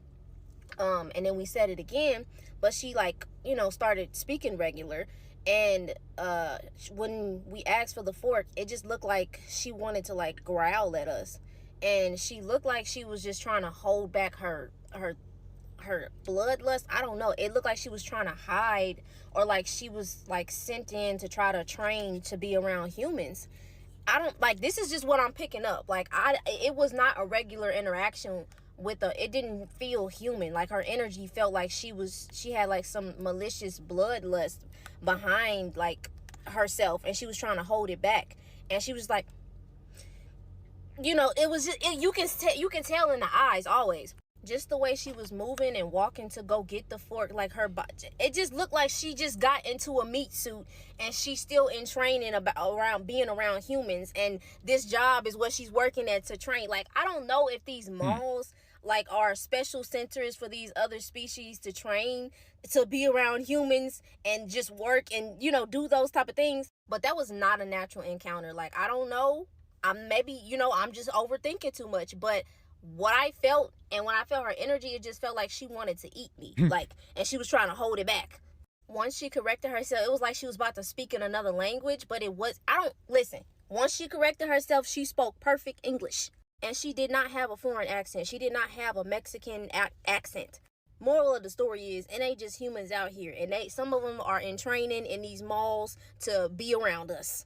I forgot to add this as well. The reason why I started to notice there was something off was because it was a burger spot that I was asking for a fork, and I had asked, do you guys have any vegetarian options? It's a new burger spot in the mall. I'm like, okay, you might be able to try something. And then I was like, do you guys have him? She looked like she didn't know what we were talking about, and I was like, Impossible, do you have Beyond Meat, do you have black bean burgers? And she was like, yeah. It sounded like she was just trained to say or agree or yes, and she's like, whatever, and it's what I'm talking about. Oh God, she was really tripping. We for sure asked her for Beyond Impossible. She act like she didn't know what we was talking about. She just kept agreeing to everything and shit like that. Oh God, huh? But listen, she really, I know you're probably thinking maybe she's a foreigner, but I read energy. If you know, you know. When you're reading energy, you can sense that something is not human and something is human. She spoke perfect English when she spoke. The look in her eyes was like, please hurry up and get away from me before I jump out of my meat suit type energy. So y'all, yeah. Yo, I mean, her point does make some sense, right? Because who goes in malls and shops like that anymore? A lot of malls are basically dying out anyway. So you'll go in the mall, you'll see a certain store. You're like, how is this store even in business? But if they're training aliens to be around humans, I guess that makes sense, right? Wait. Donald Trump blames Ukraine for starting the war. Russian state TV are showing their viewers how they will nuke the United States. Whoa. That's what they're showing on their TV? The West Coast? Hey, Jimmy. Did you buy TikTok? Mm-hmm. Come on, Mr. Beast. Tell us. Did you buy it? We want to know. We deserve to know. Did you see the video of Elon Musk saying that we're not going to be able to escape to Finland? It's only getting worse, guys. Now they're saying that we're not going to be able to escape. Great. The Menu Gate, have you heard of that? Menu Gate? This is weird. This man, his name is Cody, lives in Atlanta. He walked out of his apartment and noticed every single door in his hallway had a Chinese menu. 3 days later, still there. And he's like, what in the world? 3 days, everyone in my hall has not opened their door? And then 5 days, still there. So he went down to the parking garage and looked at the cars, covered in dust. And he's like, that's weird. And then he's like, okay, this is like freaking me out a little bit. Went through his whole apartment building, couldn't find a fire alarm. Finally, like, went down like one weird hallway or whatever, found one. He's like, I need to know. Pulls it. There's supposed to be 800 people living in this apartment building. No one came out. Because he had previously checked, he'd gone outside at night and there were lights on. Yeah, he went out into his local nook where his apartment was. Every like coffee shop and place that he went to, there was always one man in there wearing a suit talking on the phone. He said these men were all saying the same thing into the phone. And he's just like, am I living in a simulation? What is this? As far as I got. You literally almost signed to Polo G's record label. I heard millions in it. I was just planning on going there and signing it. But I'm with one of my old cameraman at the time. And were you in the world this time? Yeah, I was in the world. Yeah. This is secular music. It's not even Christian music, not even a thought about Christian. I'm there, I'm looking through the deal, I'm just skimming through it. So then my homeboy grabbed it. He like, let me just, before you sign, bro, let me just look through it real quick, bro. It's like he knew where the page was or something. He was just flipping, bro. He like stopped. He was like, bro, you ain't read this? I said, read what? But the thing said, you could not say the name Jesus. It didn't say God. Wow. It said, you cannot say the name Jesus. I forgot what else it said. It was like a threat in there. So they'll basically say like they know your family, where they live at. Stuff that's in those like dotted lines that we will not read, but it's literally them saying like, if you say the name Jesus, you're gonna die. Or something gonna happen. Yo, no wonder the music industry is so satanic. You guys seen the Macklemore video yet? Fucked up. Go do it now. Go watch it now. I have not seen that. Anybody else? Okay. Why am I here today? I don't know. I know I just got off an airplane. Okay. I have a concert out here tonight. Okay. And I'm here to get my rental car. This is what I walked up to this desk. And she mad at someone. I don't know. Okay. I mean, did you walk up in front of people, or I'm trying to No, understand why I'm here? We're not in your way. I told everyone they can go. They can go in front of me. She said she's calling the cop. I'm trying to get what's going on. Me too. All right. Well, let me talk to her, and then I'll get back with you and see what. I think I can tell you what's going on here. Do I gotta be the one to say it? Figure out what's going on. Okay, I'm gonna stay right here. I'm definitely not a buster. You know what I'm saying?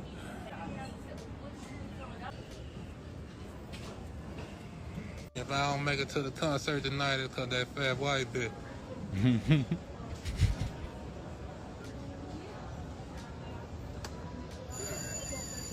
So, somebody rented a car, was attempting to rent a car, and their car didn't go through, and you were coming in to try and pay for it? No, sir. I just got off the airplane. I don't know what she's talking about. I'm trying to pick up this car and go do this concert, perform for my fans. I was told, and go fly back home. Fly back in. So I don't know what's going on. Okay. Yeah, so the way I take it is that she feels that you're trying to rent this car for somebody else that came in 3 times already and got denied. Now hold on, y'all. I'm out. Let me show you. Let me show you what I mean. That's crazy, man. Just denied him because he was webby. And we know why. He's about to tell the cop, like, hey, man, look, I'm going to show you. I just got here. I don't know what she talking about. She's profiling me. That's all it was. She profiling. I believe if Diddy took this to trial currently, I think Diddy has a good shot of beating it. He does. He does. And I've been saying this, and people are like, oh, you're protecting him. You were probably at the freak-offs. I've been to one Diddy party. It was actually, I believe, Justin's 18th birthday party, which Diddy threw for a bunch of adults. You know, Khloe Kardashian was there. I wasn't at a kid's party. You know, people like to infer. No, it was an actual adult party in L.A. Well, apparently they were all free courses. It depends on what time you left. What time did you go home? I wasn't there for the after party. Were you I got there at 4 invited to the yeah, I was there at like 11, 12 p.m., right? Okay, all right. They must have got you out of there. Khloe Kardashian was there. French Montana was there. A bunch of other celebs. Justin Bieber was there. You know, which, you know, well, you know. Bieber just turned 18. Remember that. Yeah, there's that. But yeah, that was the one. Diddy was there. You know, that was the one Diddy party. I attended a couple Diddy parties. Actually, there was a few LA parties I attended, but not. I've never been to his house. Lad, you got a right to remain silent, okay? No, Anything you say listen, or do will say get you in a grand jury subpoena, okay? You're getting a grand jury subpoena right now. Tell us about these I've been to parties. other Diddy parties. I mean, here and there, but I've never been invited to his house. I've never been to any after parties. I interviewed him once, and Vlad, he you know tried what to I've buy been my saying? jacket. I've been saying, listen, you know, a lot of people clown me sometimes. They be like, oh, about weight, this and that. I said, listen, one thing I could definitely say when Cat Williams talking about, he said most of his decisions was to make sure he protected that virgin hole. I'm glad I'm not these type of niggas flavor, okay? So when they're trying to get their niggas to fuck on or to feel up on or to jack off, like, they're not saying that, okay? I'm the last gonna be on that list, and I'm glad to be that person, okay? Because You never know, man. Some people like guys like you. You know what I mean? well, Everyone listen. got a type. My life, man. Well, Talking anyway, about okay, but back I'm to the just saying. I'm just. What's her name? his new name is Akadiddy. Arrivo, that Cynthia Arrivo who's playing Wicked, the witch in Arrivo, she said some really disparaging shit about African Americans. And then she ends up playing. Is she British? She's British Nigerian. Okay. If I'm right, I better be right, because I want to make sure if I'm not, you guys can go in the comments and go, he don't even got it right. That motherfucker don't say nothing right. You know how she said some disparaging shit about African Americans. What'd she say?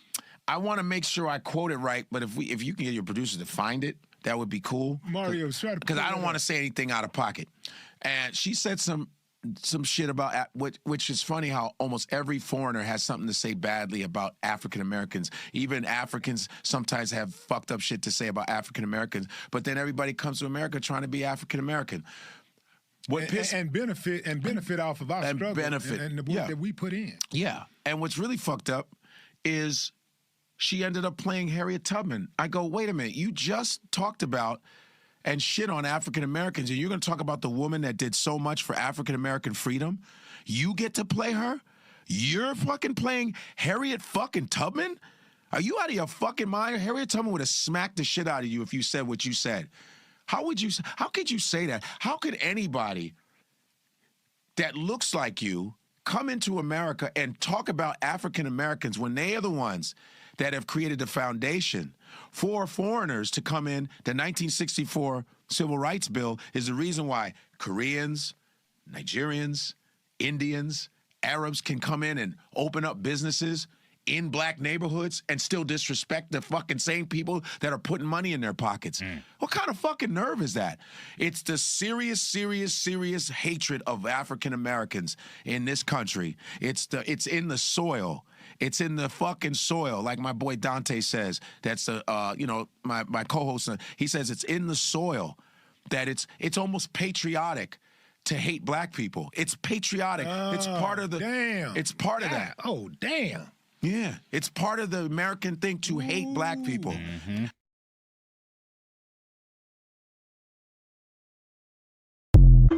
That is crazy, man. I forgot what she said. She did say some stuff though. What the hell is that? Yo. My son's dark screen sleep music was playing, and this random man popped up on our TV screen. It's a scary place. It is. You can't trust these smart TVs, man. They can get hacked at any moment. There's probably people watching you on them. They probably got cameras behind the screen. You know, you get a new TV, and you think, oh, this TV's safe. Ain't no cameras on here. The camera's in the screen. Behind the pixels. Then it went away. Wow.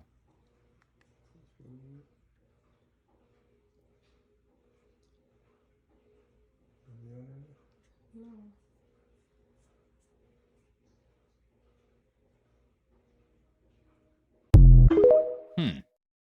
Yeah, I don't know, man. I don't know about that one. You know Charlie XCX? Yeah. You know she has a special syndrome that makes her see or makes her feel music as a color. Kind of hear sounds as colors. Like I relate certain sounds to certain colors. Oh, I did not know. Yeah, I forgot exactly what it's called. Here, let me search it up. That's like perfect pitch to like those people that know how to do notes. For music to make you feel a way? Okay, it's called... So Charlie XCX has spoken about her experiences with sound to color synesthesia. Oh my god. She states that I see music in colors. I love music that's black, pink, or purple or red, but hate music that's yellow or brown. Okay. Interesting. Is there something strategic with the Green album? Because it's like... She actually says she doesn't like green as well. Oh, what the heck? But Which is maybe weird. the music doesn't make her feel green, but she just made it green. That's just how she feels it, or she hears it. Who knows? Who knows? Yeah. Maybe she's just capping. I don't know.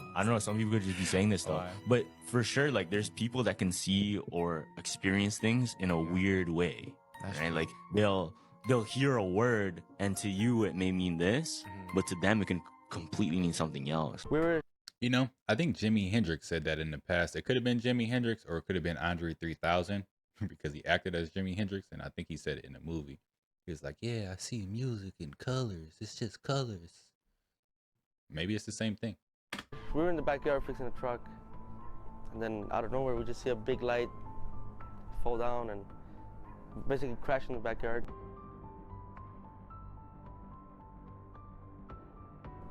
Like a couple seconds after, I saw the big giant creature in front of me. The alien, whatever you guys want to call it. The alien demon, whatever you guys want to call it. What do you believe it is? A demon. A demon. Yeah. Yeah. I mean, I don't know what it is, you know. Only God knows what it was. But I'm thinking it's like something bad, you know, not a good thing. Was it moving? Was it doing? Yes, it was moving. It was. You could see like he was breathing, like he was like pissed off, like he wanted to do something. And he was looking at you and Yeah. your brother? He was looking at me. Yeah. Did he say anything? Mm-mm. I remember he was growling like a dog, like he was growling. When did it end? As soon as I closed my eyes, I guess. I don't know. I think I was praying or something like that, and they just let me go. That's when I went inside, and you know, I saw my dad. I mean, I saw it too. It Everybody felt said- like it had a control of your body? Oh yeah, I couldn't move. I couldn't move. Yeah. You were paralyzed at the sight of this thing. Yeah, I couldn't move. You were looking at it for 30 or so seconds, and then all of a sudden it was gone. Yeah. That was pretty creepy. A lot of people think that that's just hard to believe. I don't think that that's hard to believe. Look at any accounts of people who have reportedly ran into ETs, right? Or these little grays. They tell them that these grays have some type of telepathic power to where they'll make you freeze. You can't move. You know, like I said again, they can think whatever they want. Like you said, they can think whatever they want. Perfect. He still has both sides. Look at that one too. All mountains were under the ocean. The Great Flood. Oh my god. Seashells on the top of a mountain.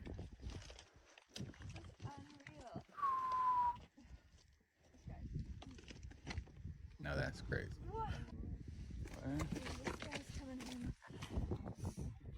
So they're standing on seafloor, seabed. Okay, so the timeline that I'm living in, I remember the Miami accident. Like the Miami when the aliens came or whatever. I remember that. Other people don't remember that. I just asked my cousin yesterday, like, does she remember the Miami incident? And she was like, no, I never seen anything about that.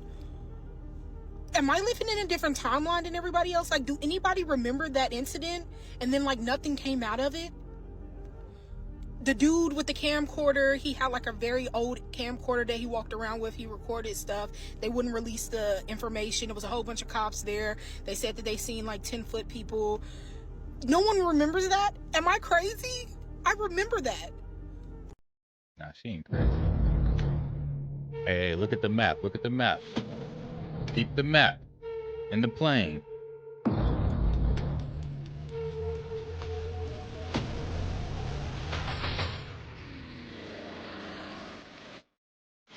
That's why it's so cold here. We right at the dead center. I need to move a little further south.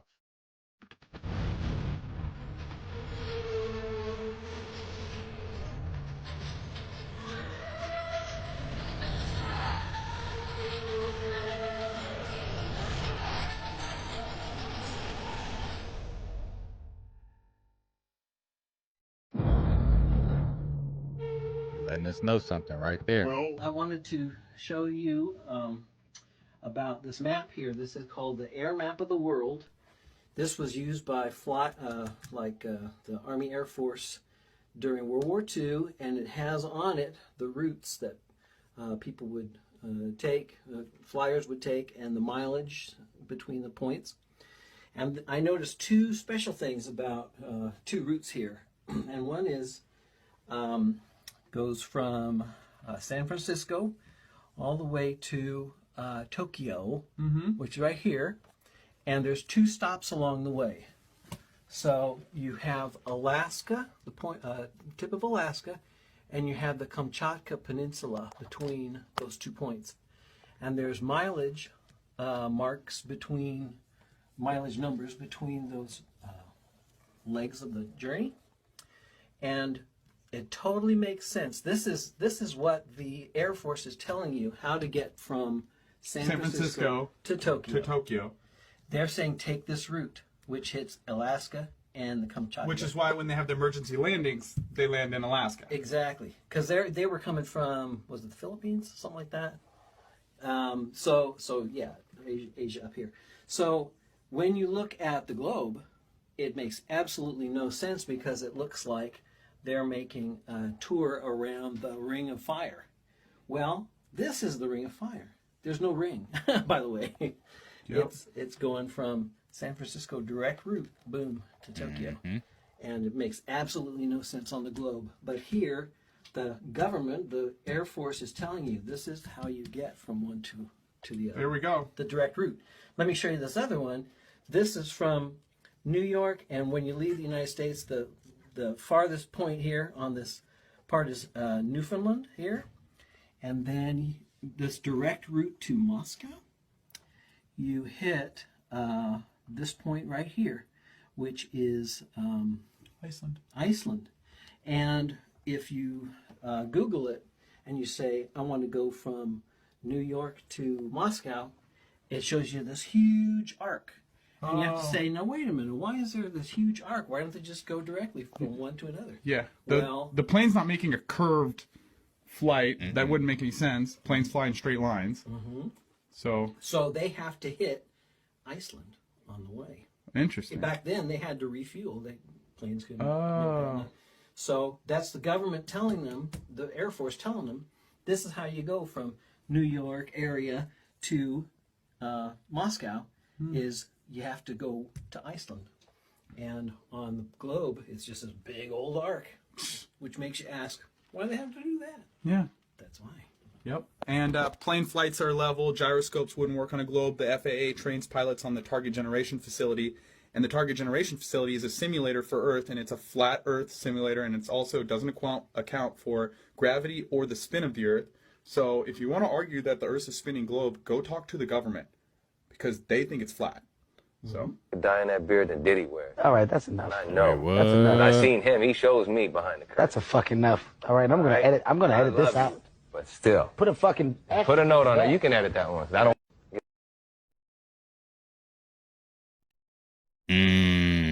What's going on here? I wonder how a plane could do that.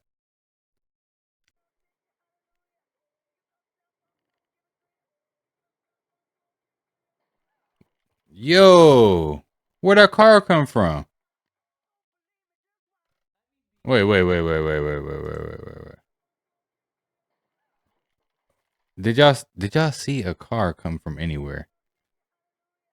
Look, there's nothing there. Look, no car. We see no car anywhere over here. Still no car. Wait, is it? What's this? Is this a car? That's not a car. No car over here. Nothing coming from this way. Just this car trying to speed past this car. Look, still nothing. Where could that car have came from? Bow! That mug came from another dimension or something. That's weird. Let me be crystal clear. Every single dinosaur skeleton you see in a museum is fake. What they show you are casts and models, not real bones. Very true.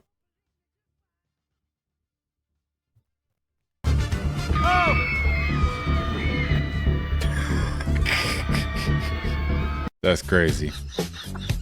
Remember when everyone knew pro wrestling was fake and they finally admitted it and the fans didn't care? That's what it's starting to feel like with politics, huh? Yeah, kind of.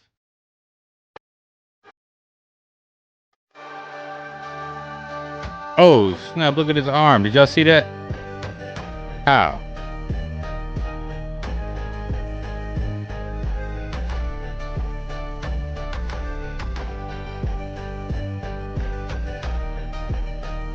They was trying to tell us something with that one? Was Mike an alien? A monster? What we got here?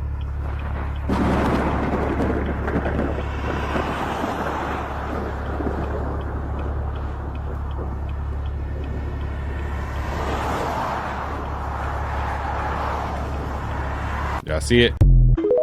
I definitely seen it. The aliens. Oh my god! Do you see that? It's dead ass aliens right now. No way! I think it's the moon coming out. Nah, that's like a portal. To No, another... Jedi. Oh wait, hold on. It's a portal. To No, that's crazy. That is crazy. Oh my god. You'll see it's like spinning. Yeah, what the heck? Oh! Oh my god! Not like dead ass. What is that? No, it stopped spinning for a minute. Hold up. No, it's not spinning. It's just going a different direction. Oh my god. Wait. It's aliens. Auntie Jenna, there's no such thing. That is an alien. Auntie Jenna, that is a UFO right now. Thing. That's a UFO. Oh my god, but it's moving. Exactly, because it's an alien. Alien, UFO, what y'all think? I mean, this is really going to get me assassinated. Whoa. It's like, what is? I'm not lengthening my lifespan by explaining this stuff, to say the least. I mean, I was supposed to go back to DC. How am I going to survive? This fucker's going to kill me for sure.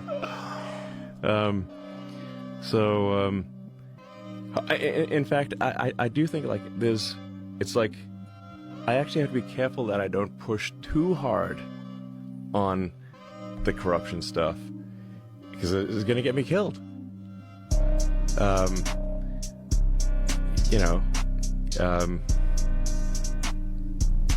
Yeah,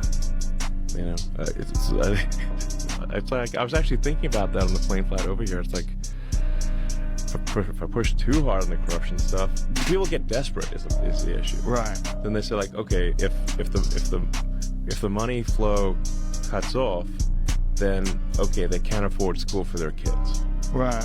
Then they're like, well, fuck you, I'm gonna kill you for my kids, sort of thing. So insane that's been going on for so long. It's a gigantic scam, like one of the biggest, maybe the biggest scam ever. Someone can get an NGO stood up for a fairly small amount of money. Like George Soros is really good at this. Like George Soros is like a system hacker. Like he figured out how to hack the system. He's a genius at arbitrage. I mean, these days he's pretty old, but a genius at arbitrage. So he figured out that you could leverage a small amount of money to create a nonprofit, then lobby the politicians to send a ton of money to that nonprofit, so you can take what might be, a $10 million donation to a nonprofit to create a nonprofit and leverage that into $1 billion NGO. A nonprofit is a weird word. It's just a non-governmental organization, and then the government continues to fund that every year, and it'll have a nice sounding name, like the Institute for Peace or something like that. But really, it's a graft machine. And what are the requirements with that money? What do they have to do? Just really no requirements at all. So they just get grants and the government just assumes that they're doing good work. I think a lot of people in the government know that they're not doing good work, but it's a giant graft machine. Let's have a look at what's going on in New Zealand with this whistleblower, because this is serious stuff now starting to get out to the public. Right. Well, I was involved with building a project, helped with implementing a vaccine payment system for our providers. It's called a pay per dose system. So it means that every time someone gets vaccinated, they get a payment for it as a provider. And I helped build it. I implemented it. And when I was looking at the data, which is part of my job, I noticed some discrepancies with the dates of death. People dying within a week of being vaccinated. Batches that had a high death count, a high mortality rate, and I put them on a chart, which you can see up there. Nobody but me in New Zealand has seen this data. Now I'm giving it to the world. And then he got arrested. World Trade Center. That's the same thing. What is that? It's over there.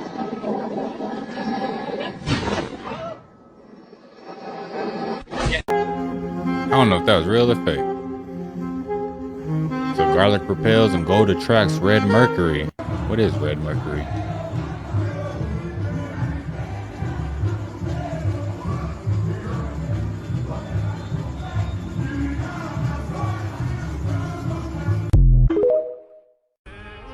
Wouldn't it be weird if it was the Turks that have colonized this world and enslaved us all?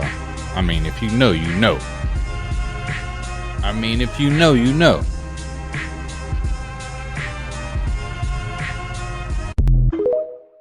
It's a crazy theory. It's a Wonder Woman type theory. Anyone else seeing grid lines in the clouds?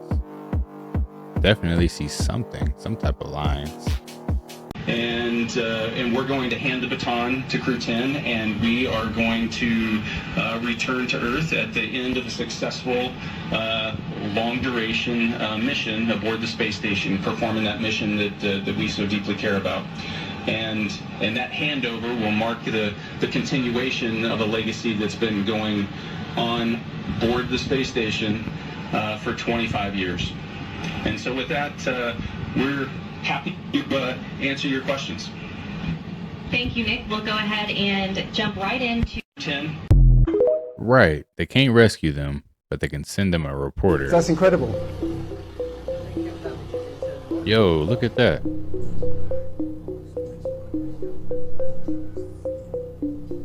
Now this isn't that one, no. But you're going to see how that sound affects matter.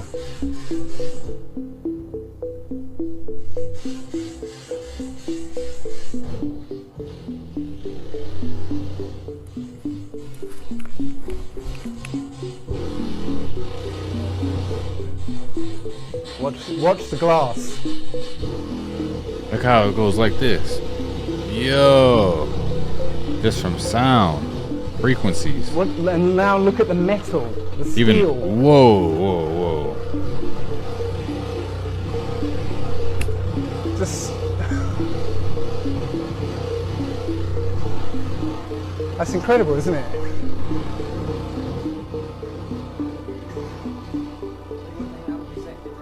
No, I'm telling you, if you've got the resonant frequency of the glass and the steel, literally the glass would shatter, the metal will start to fly apart if you've got the right resonant frequency of that car. And if he drives around in that car, look how it's just bending the whole door. Eventually that car's just going to fall apart. That's crazy, ain't it?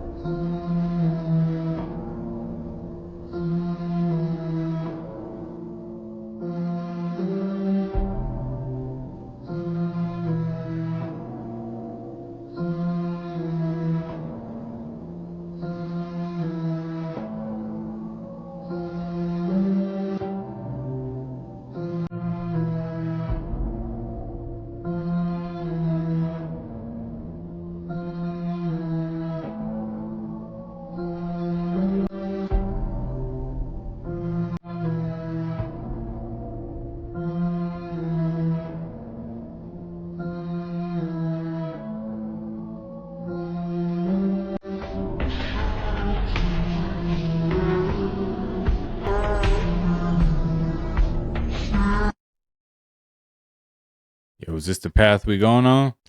What the frick, dude? What is this? What is this thing doing right here? Got an octopus and a tide pool. That's crazy. Oh my gosh, dude, that is so cool.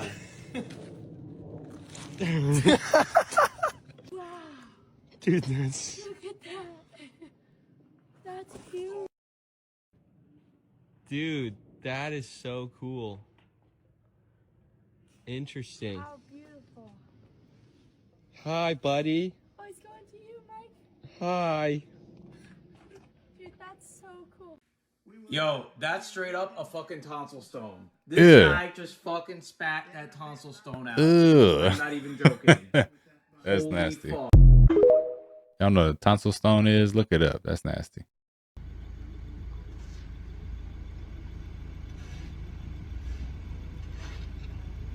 Yeah, that's Wow. a ghost. Did y'all see that? That was a ghost. Alright, so this is what's going on right now at Fort Lauderdale Airport. A goddamn UFO is flying through the sky and everybody's like going insane right here. Wow. Guys, this is me filming. This is not Photoshop. Wow. I wish I had a better phone right now. Unbelievable. First time in my life I see something like this. And there's small ones flying around. It's Yeah, I knew shiny, I seen sparkly that. too. Some little sparks around it. This is nuts. Everybody's filming. Wow, you see guys, everybody's standing filming with their phones. This is insane.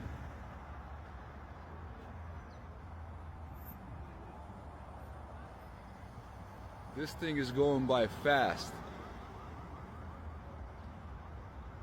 And the small ones around it are like shining and sparkling too.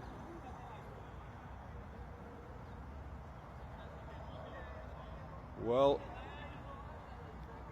the air traffic controllers are gonna have a hard time explaining this one. For real. Unbelievable. Like you see the other light now? Oh my god, there's like 6 or 10 other objects around it shining. I don't know if my camera is capturing this right now. Yo, look at that. This is insane. Insane. Oh my god, there's like 50 of them now. Now they're all separated and there's like 50 different objects flying. What's here? Something's here. Unbelievable. Looks like it's falling down. I don't know. Looks like it might be crash landing. Wow. Looks like something just crash landed somewhere in Hollywood, Hollandale. Unbelievable. Black man can't have no damn temple. The damn woman is the fucking master damn mason. She has the fucking temple. The baby. Who is the master mason? The black woman, not the black man. He's her servant. Submission is power. How you gonna be a master man? You can't have no. The master mason is the black woman that has the temple. The temple is what? The body of God. This is the temple. Who is the real master mason? The black woman. Not no nigga in no damn apron at some digging up some fucking grave site, pallbearer. I'm standing on the square because I done been in the lodge with the cable toe. How many people in here masons? Raise your hand. Anybody here mason? I done been in the lodge with the cable toe. So y'all can challenge me on what I'm talking about. With the black and white floor and the Tesla board. Then he talking about smooth ashler, clandestine and all that kind of bullshit. I'm just saying, if you born a mason, you all masons.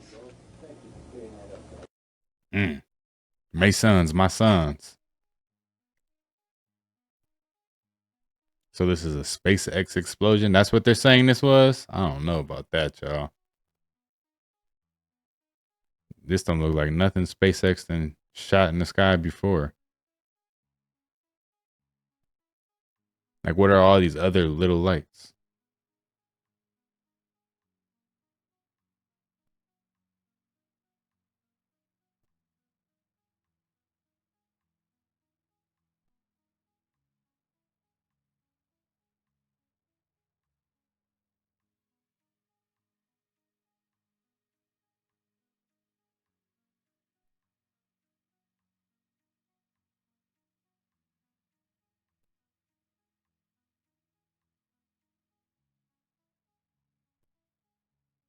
Yeah, I don't know how to explain this one. Look like a whole fleet moving.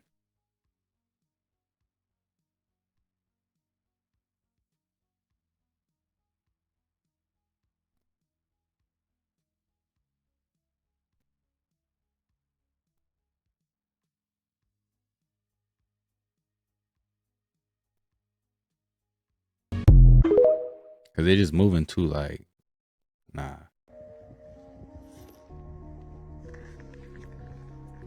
Way up in the mountains, find fossils everywhere. Fossils in the mountains.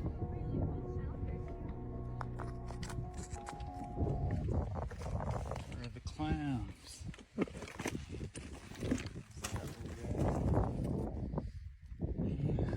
Clamshells in the mountains. What's up with that? How we get clamshells in the mountains? Almost all the way out. Where's the geography teachers at? How they gonna explain this one? Flying above international waters. Anyone want to explain what I'm seeing? This was the same day LA fires started. I don't know what you seeing over there.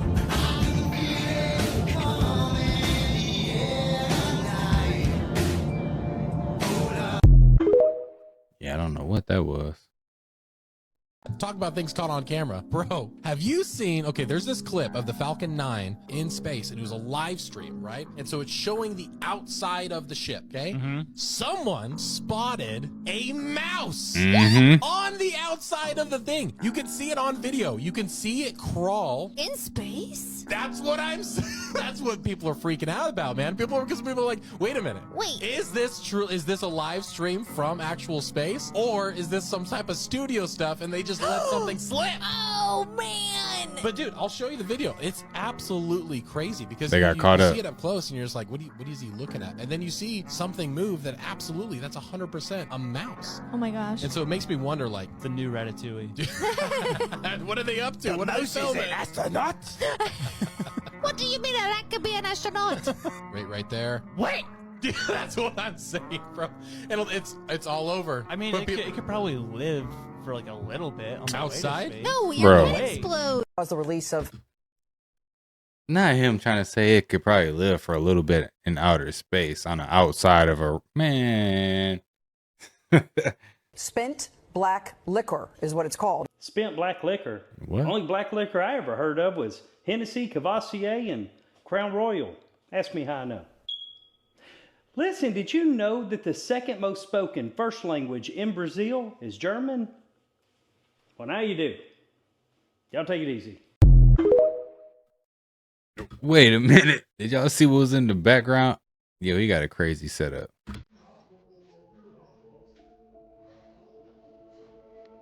Who made these carvings like this though, right?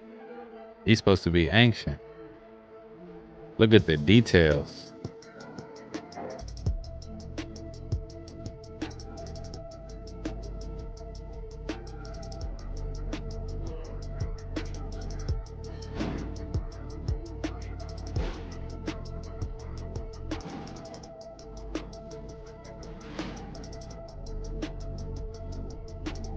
Yeah, man. Somebody has some crazy type of skill to do this. Looks like laser etched.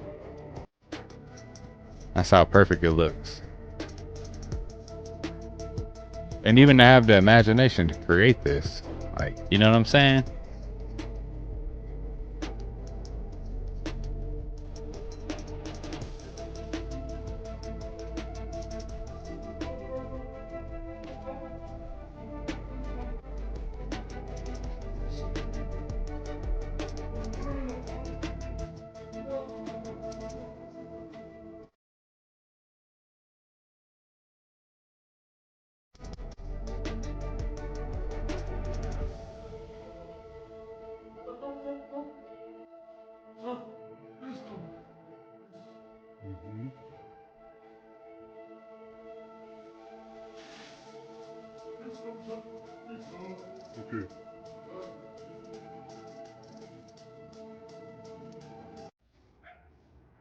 What is happening?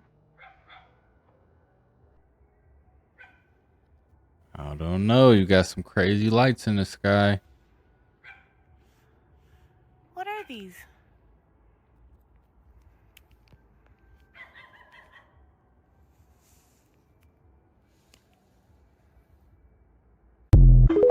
What y'all think that is? UFOs? Drones? BlackRock just bought the Panama Canal.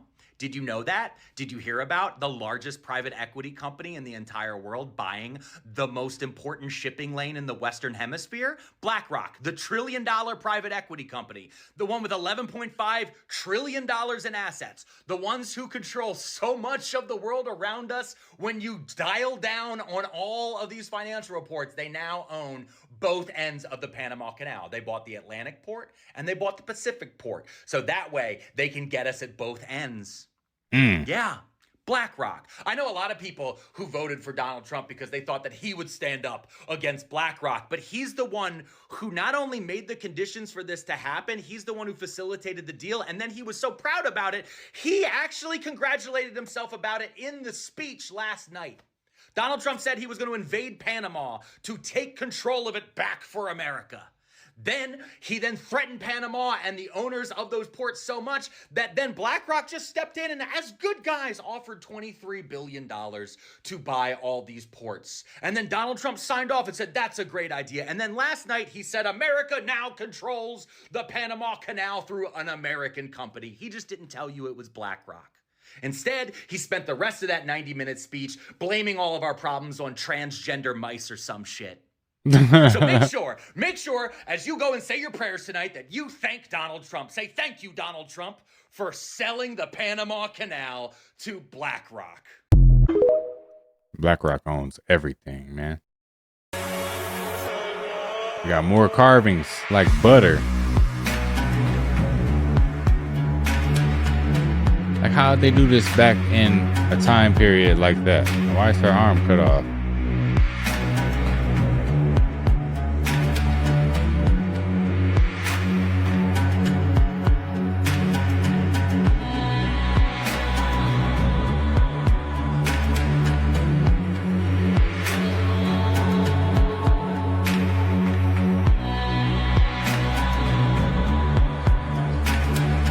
Stonework here is crazy. In the sky, though, News Nation, they had a whistleblower by the name of Jacob Barber. He was on one of the retrieval teams for UAPs and UFOs, and they showed a video of them picking up a UAP that was literally looked like a giant egg. And this thing was just sitting out in the middle of nowhere. Yeah. How'd they know about it? This is the crazy part that he talked about. They're called psionics, which are basically the Stargate people. Remember Stargate from CIA, where they could see where certain stuff is? So they're called psionics, and they use psychic ability to find and summon UFOs. Dude, this is what we've been talking about. Yeah. Right? And the guy's like, well, what do you say to people that say, like, this is the craziest? Like, I don't know about that. The guy's like, it's 100% real. He's like, in fact, every retrieval mission that they went on, they were within like a 300-foot area where the psionic said that it was going to be at.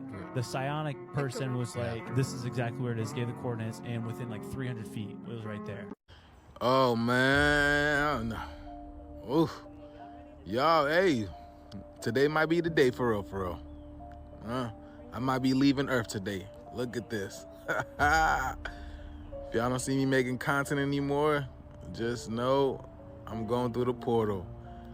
Wow, y'all see this? This thing is, y'all, I'm telling you, man. Man, the energy is intense. Wow. This is amazing. This is amazing.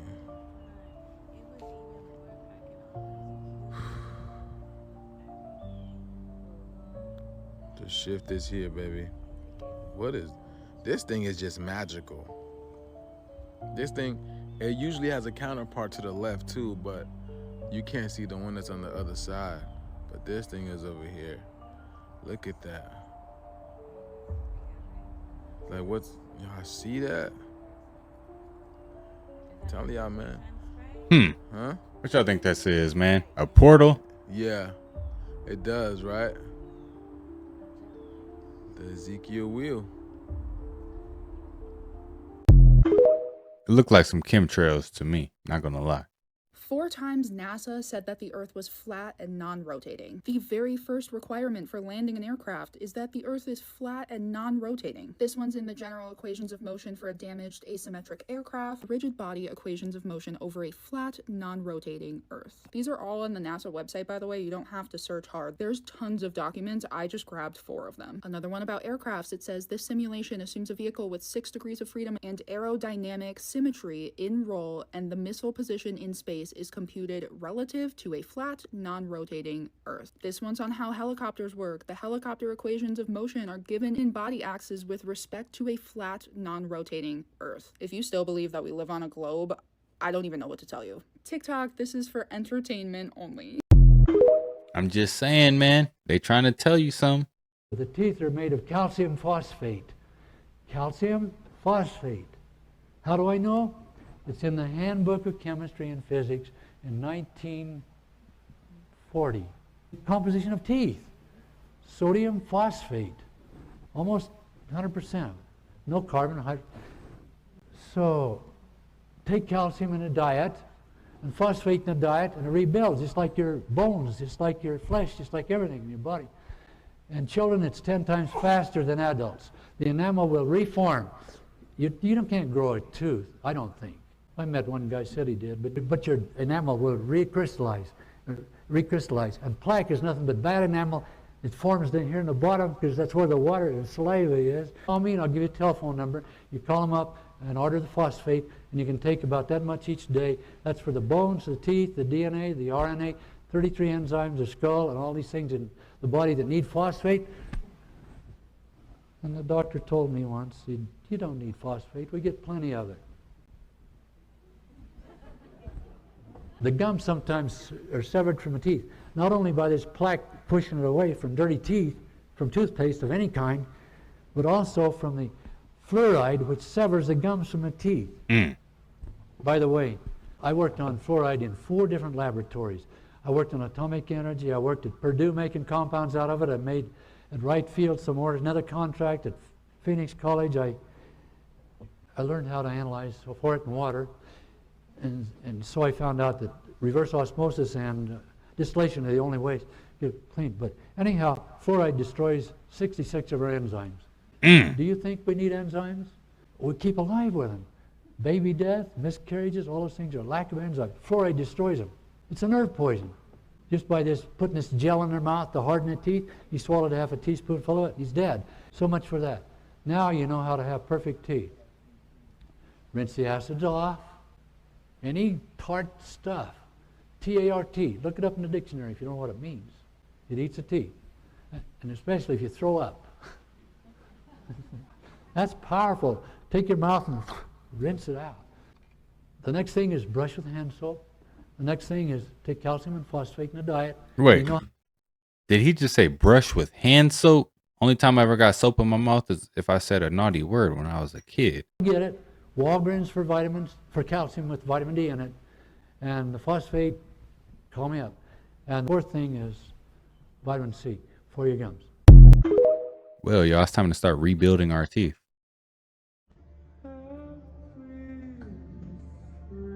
13th and 14th Amendment being revoked. What's going on with that?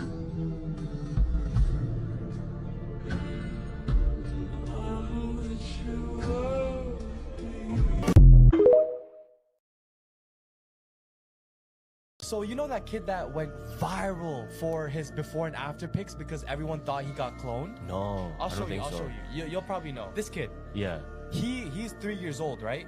But he was in his backyard playing with his dog, and then he got lost for 2 days. Yeah. And imagine you're 3 years old, you get lost, usually in the forest, but surviving 2 days is GG's. Yeah, he's probably gonna pass away, whatever. Exactly. So they sent the whole search team. They found him, but he was 2 miles from originally where he was. Before continuing, I wanted to warn you guys. Their phones were being spied on. Click on this icon, then on more. If you see it, delete it immediately. Oh, word. And when they found him, he was wearing different clothes. You want to see what he looks like after the 2 days? This is before. Yeah. After the 2 days, What happened? Yo. We don't know. That's the thing. When they found him in a shed. Like that's where he camped out or wherever. He survived. Why does he look like that now? Maybe because of shock. But imagine 2 miles. That's far. I mean, to be honest, he was surviving in the wilderness. Yeah. But Wait. This is when they just found him. Yeah, this is when he just found him, and this is when. Okay, that makes sense though. Y'all think he got cloned? What happened? So the French president got on live TV last night and told his people that everybody in Europe, all the countries, all of their armies are meeting up to have a fucking conversation about preparing to possibly go to war with Russia to help Ukraine. On top of that, he said that we have to be prepared just in case the United States don't have our fucking backs. Now, France and Europe and United States have been in a peace treaty, have been allies since the fucking 1700s. The 1700s. This shit ain't never supposed to be happening with us right now. The fact that they cannot count on the United States to have their back in case Russia crosses the line, invades Ukraine, and tries to keep going into the fucking EU. They are afraid that we are going to be allies with Russia. Oh my God, that sounds so fucking bad coming out my mouth. What the fuck is going on, y'all? We are actually allies with Russia. We are actually fucking allies with Russia. We may be going to war on the side of Russia, formerly the USSR. What the fuck? And everybody hates us. Canada hates us. Mexico hates us. Greenland hates us. That's what I'm saying. Other countries probably be like, we about to ally with the America, United States. Nobody like our asses. China said run up, get done up. We ready for war. Now what if the EU and China and Mexico and Canada all come together and say, fuck they asses up? Look, all I ask is y'all out people that did not vote for this man to get the fuck out the country first. Let us leave. I mean, we will show you our voting papers. That could be our access into Canada or Mexico, showing y'all our voting papers. We didn't vote for him. Let us get the fuck out first. Yo, look at this view. It's a lot more.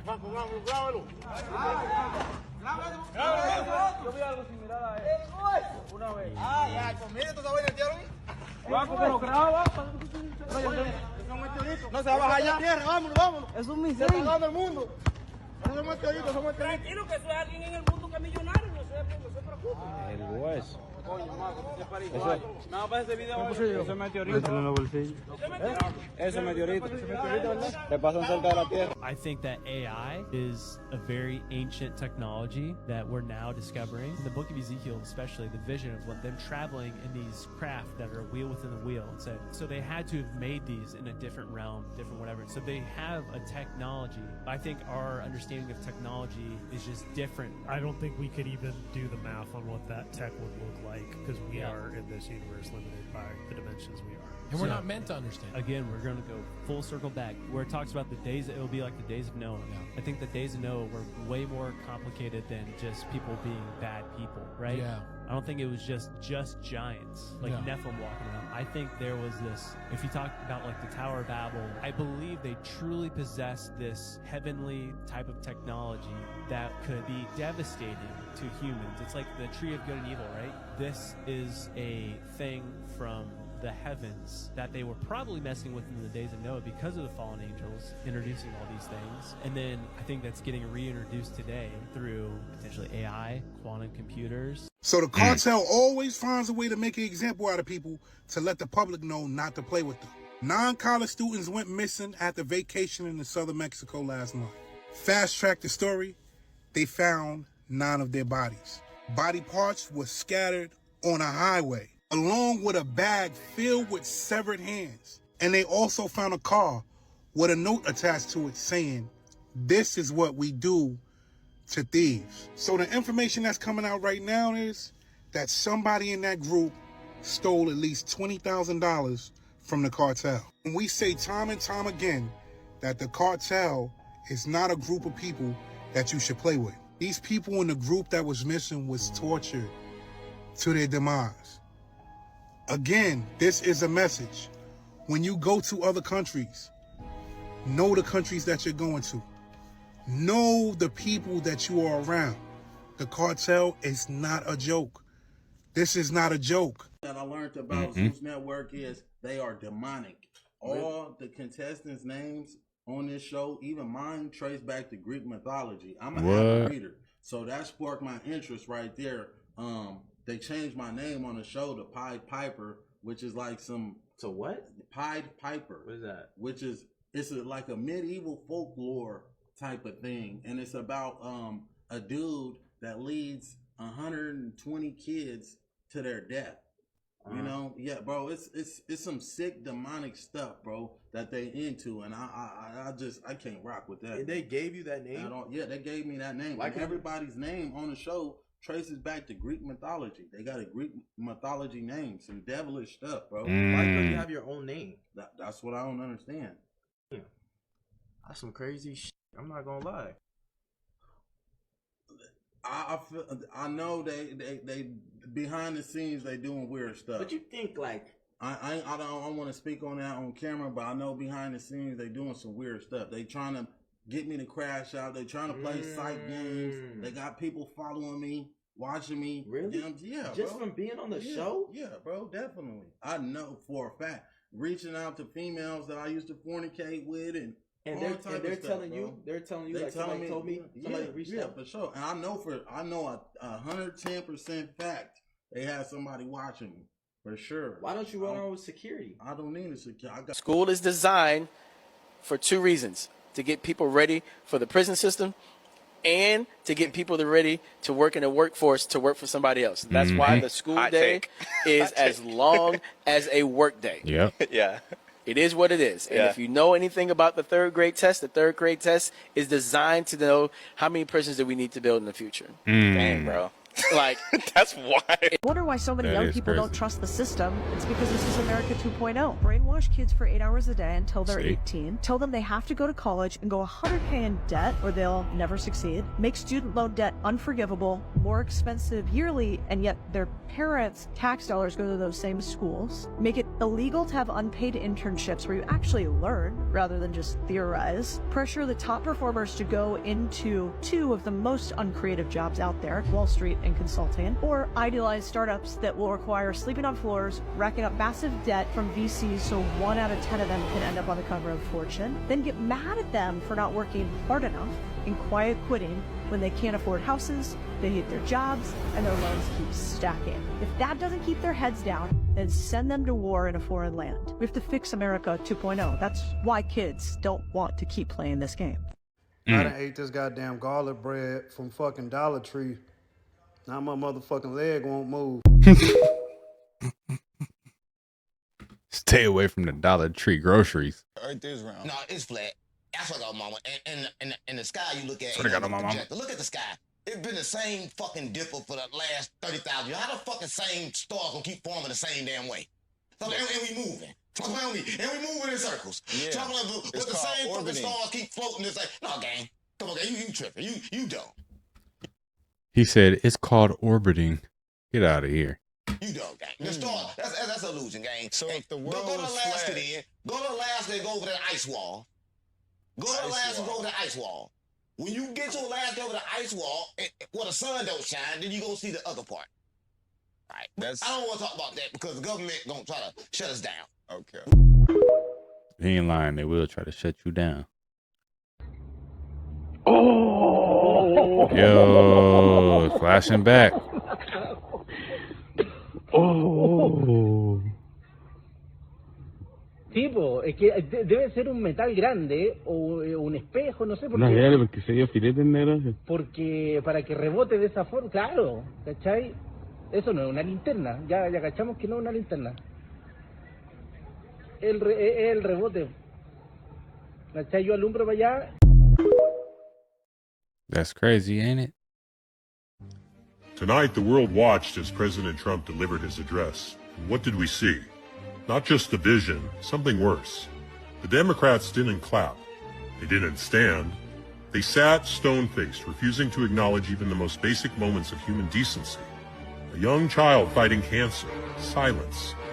The sacrifice of American heroes, nothing. They couldn't bring themselves to celebrate life, courage, or even common humanity. And then disruption. Representative Al Green shouting, waving his cane, making a spectacle. The Democrats embarrassed themselves, not just politically, but as people. The world saw it. America saw it. This wasn't protest. This was the death of a party that has lost its way. A functioning democracy needs balance. But what happens when one side abandons reason for blind, bitter opposition? We need leadership that rises above this nonsense. The Democratic Party isn't just collapsing. It's exposing itself. And if they don't course correct, if they don't find leaders guided by principle instead of petty politics, then yes, this is the beginning of the end. The question now is, who will rise from the ashes?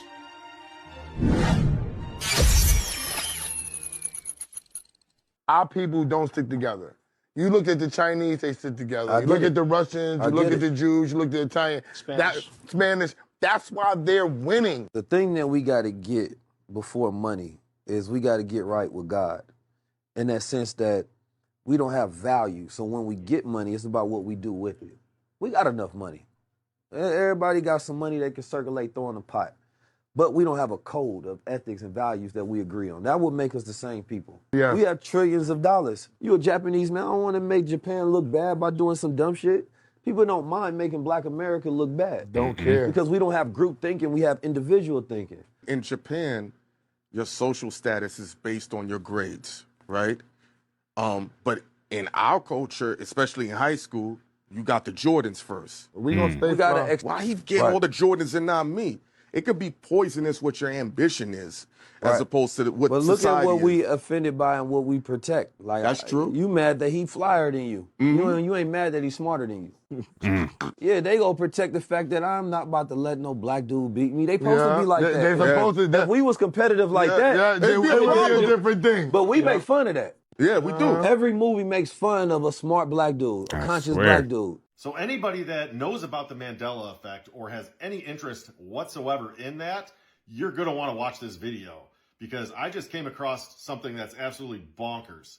So I was in my basement and I came across a box of old VHS tapes, and a lot of them were like recorded from TV, whether it was TV shows or movies and stuff like that.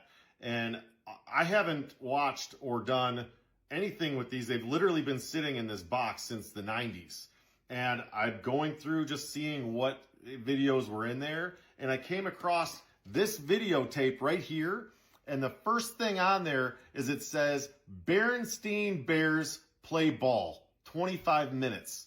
So I was like, oh my gosh. So I have a VHS player that I brought upstairs, and I did a little research before, because I haven't watched this yet. I'm so fired up. Underneath it, it says Walt Disney songs, 94 minutes.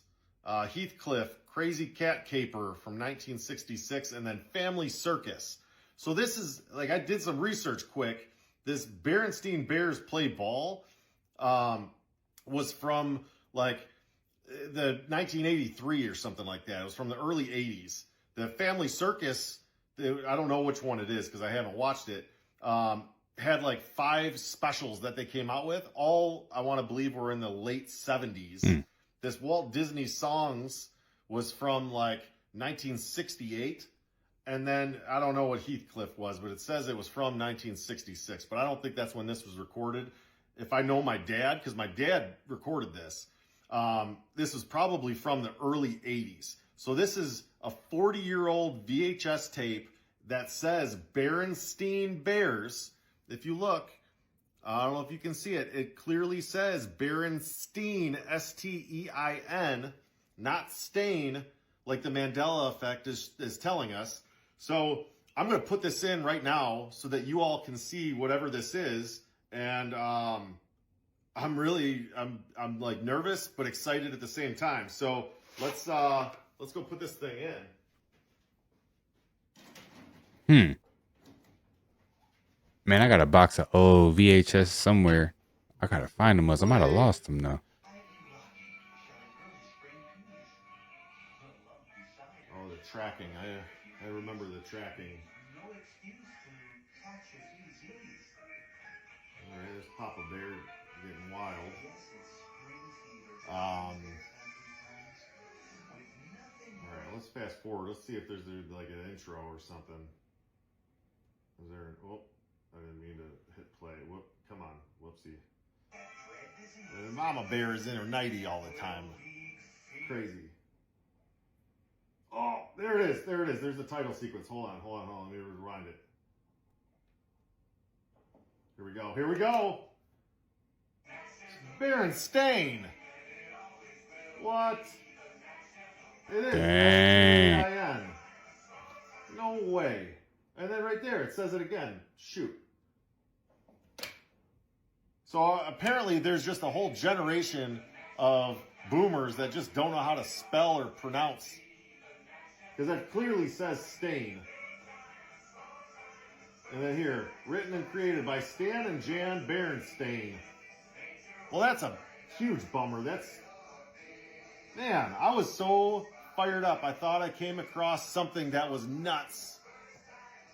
And, oh man. Well,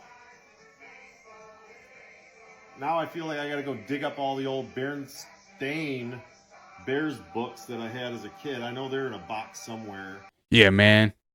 I got those Berenstain or Steen books in a box somewhere. If I don't have them, I know my mom does somewhere.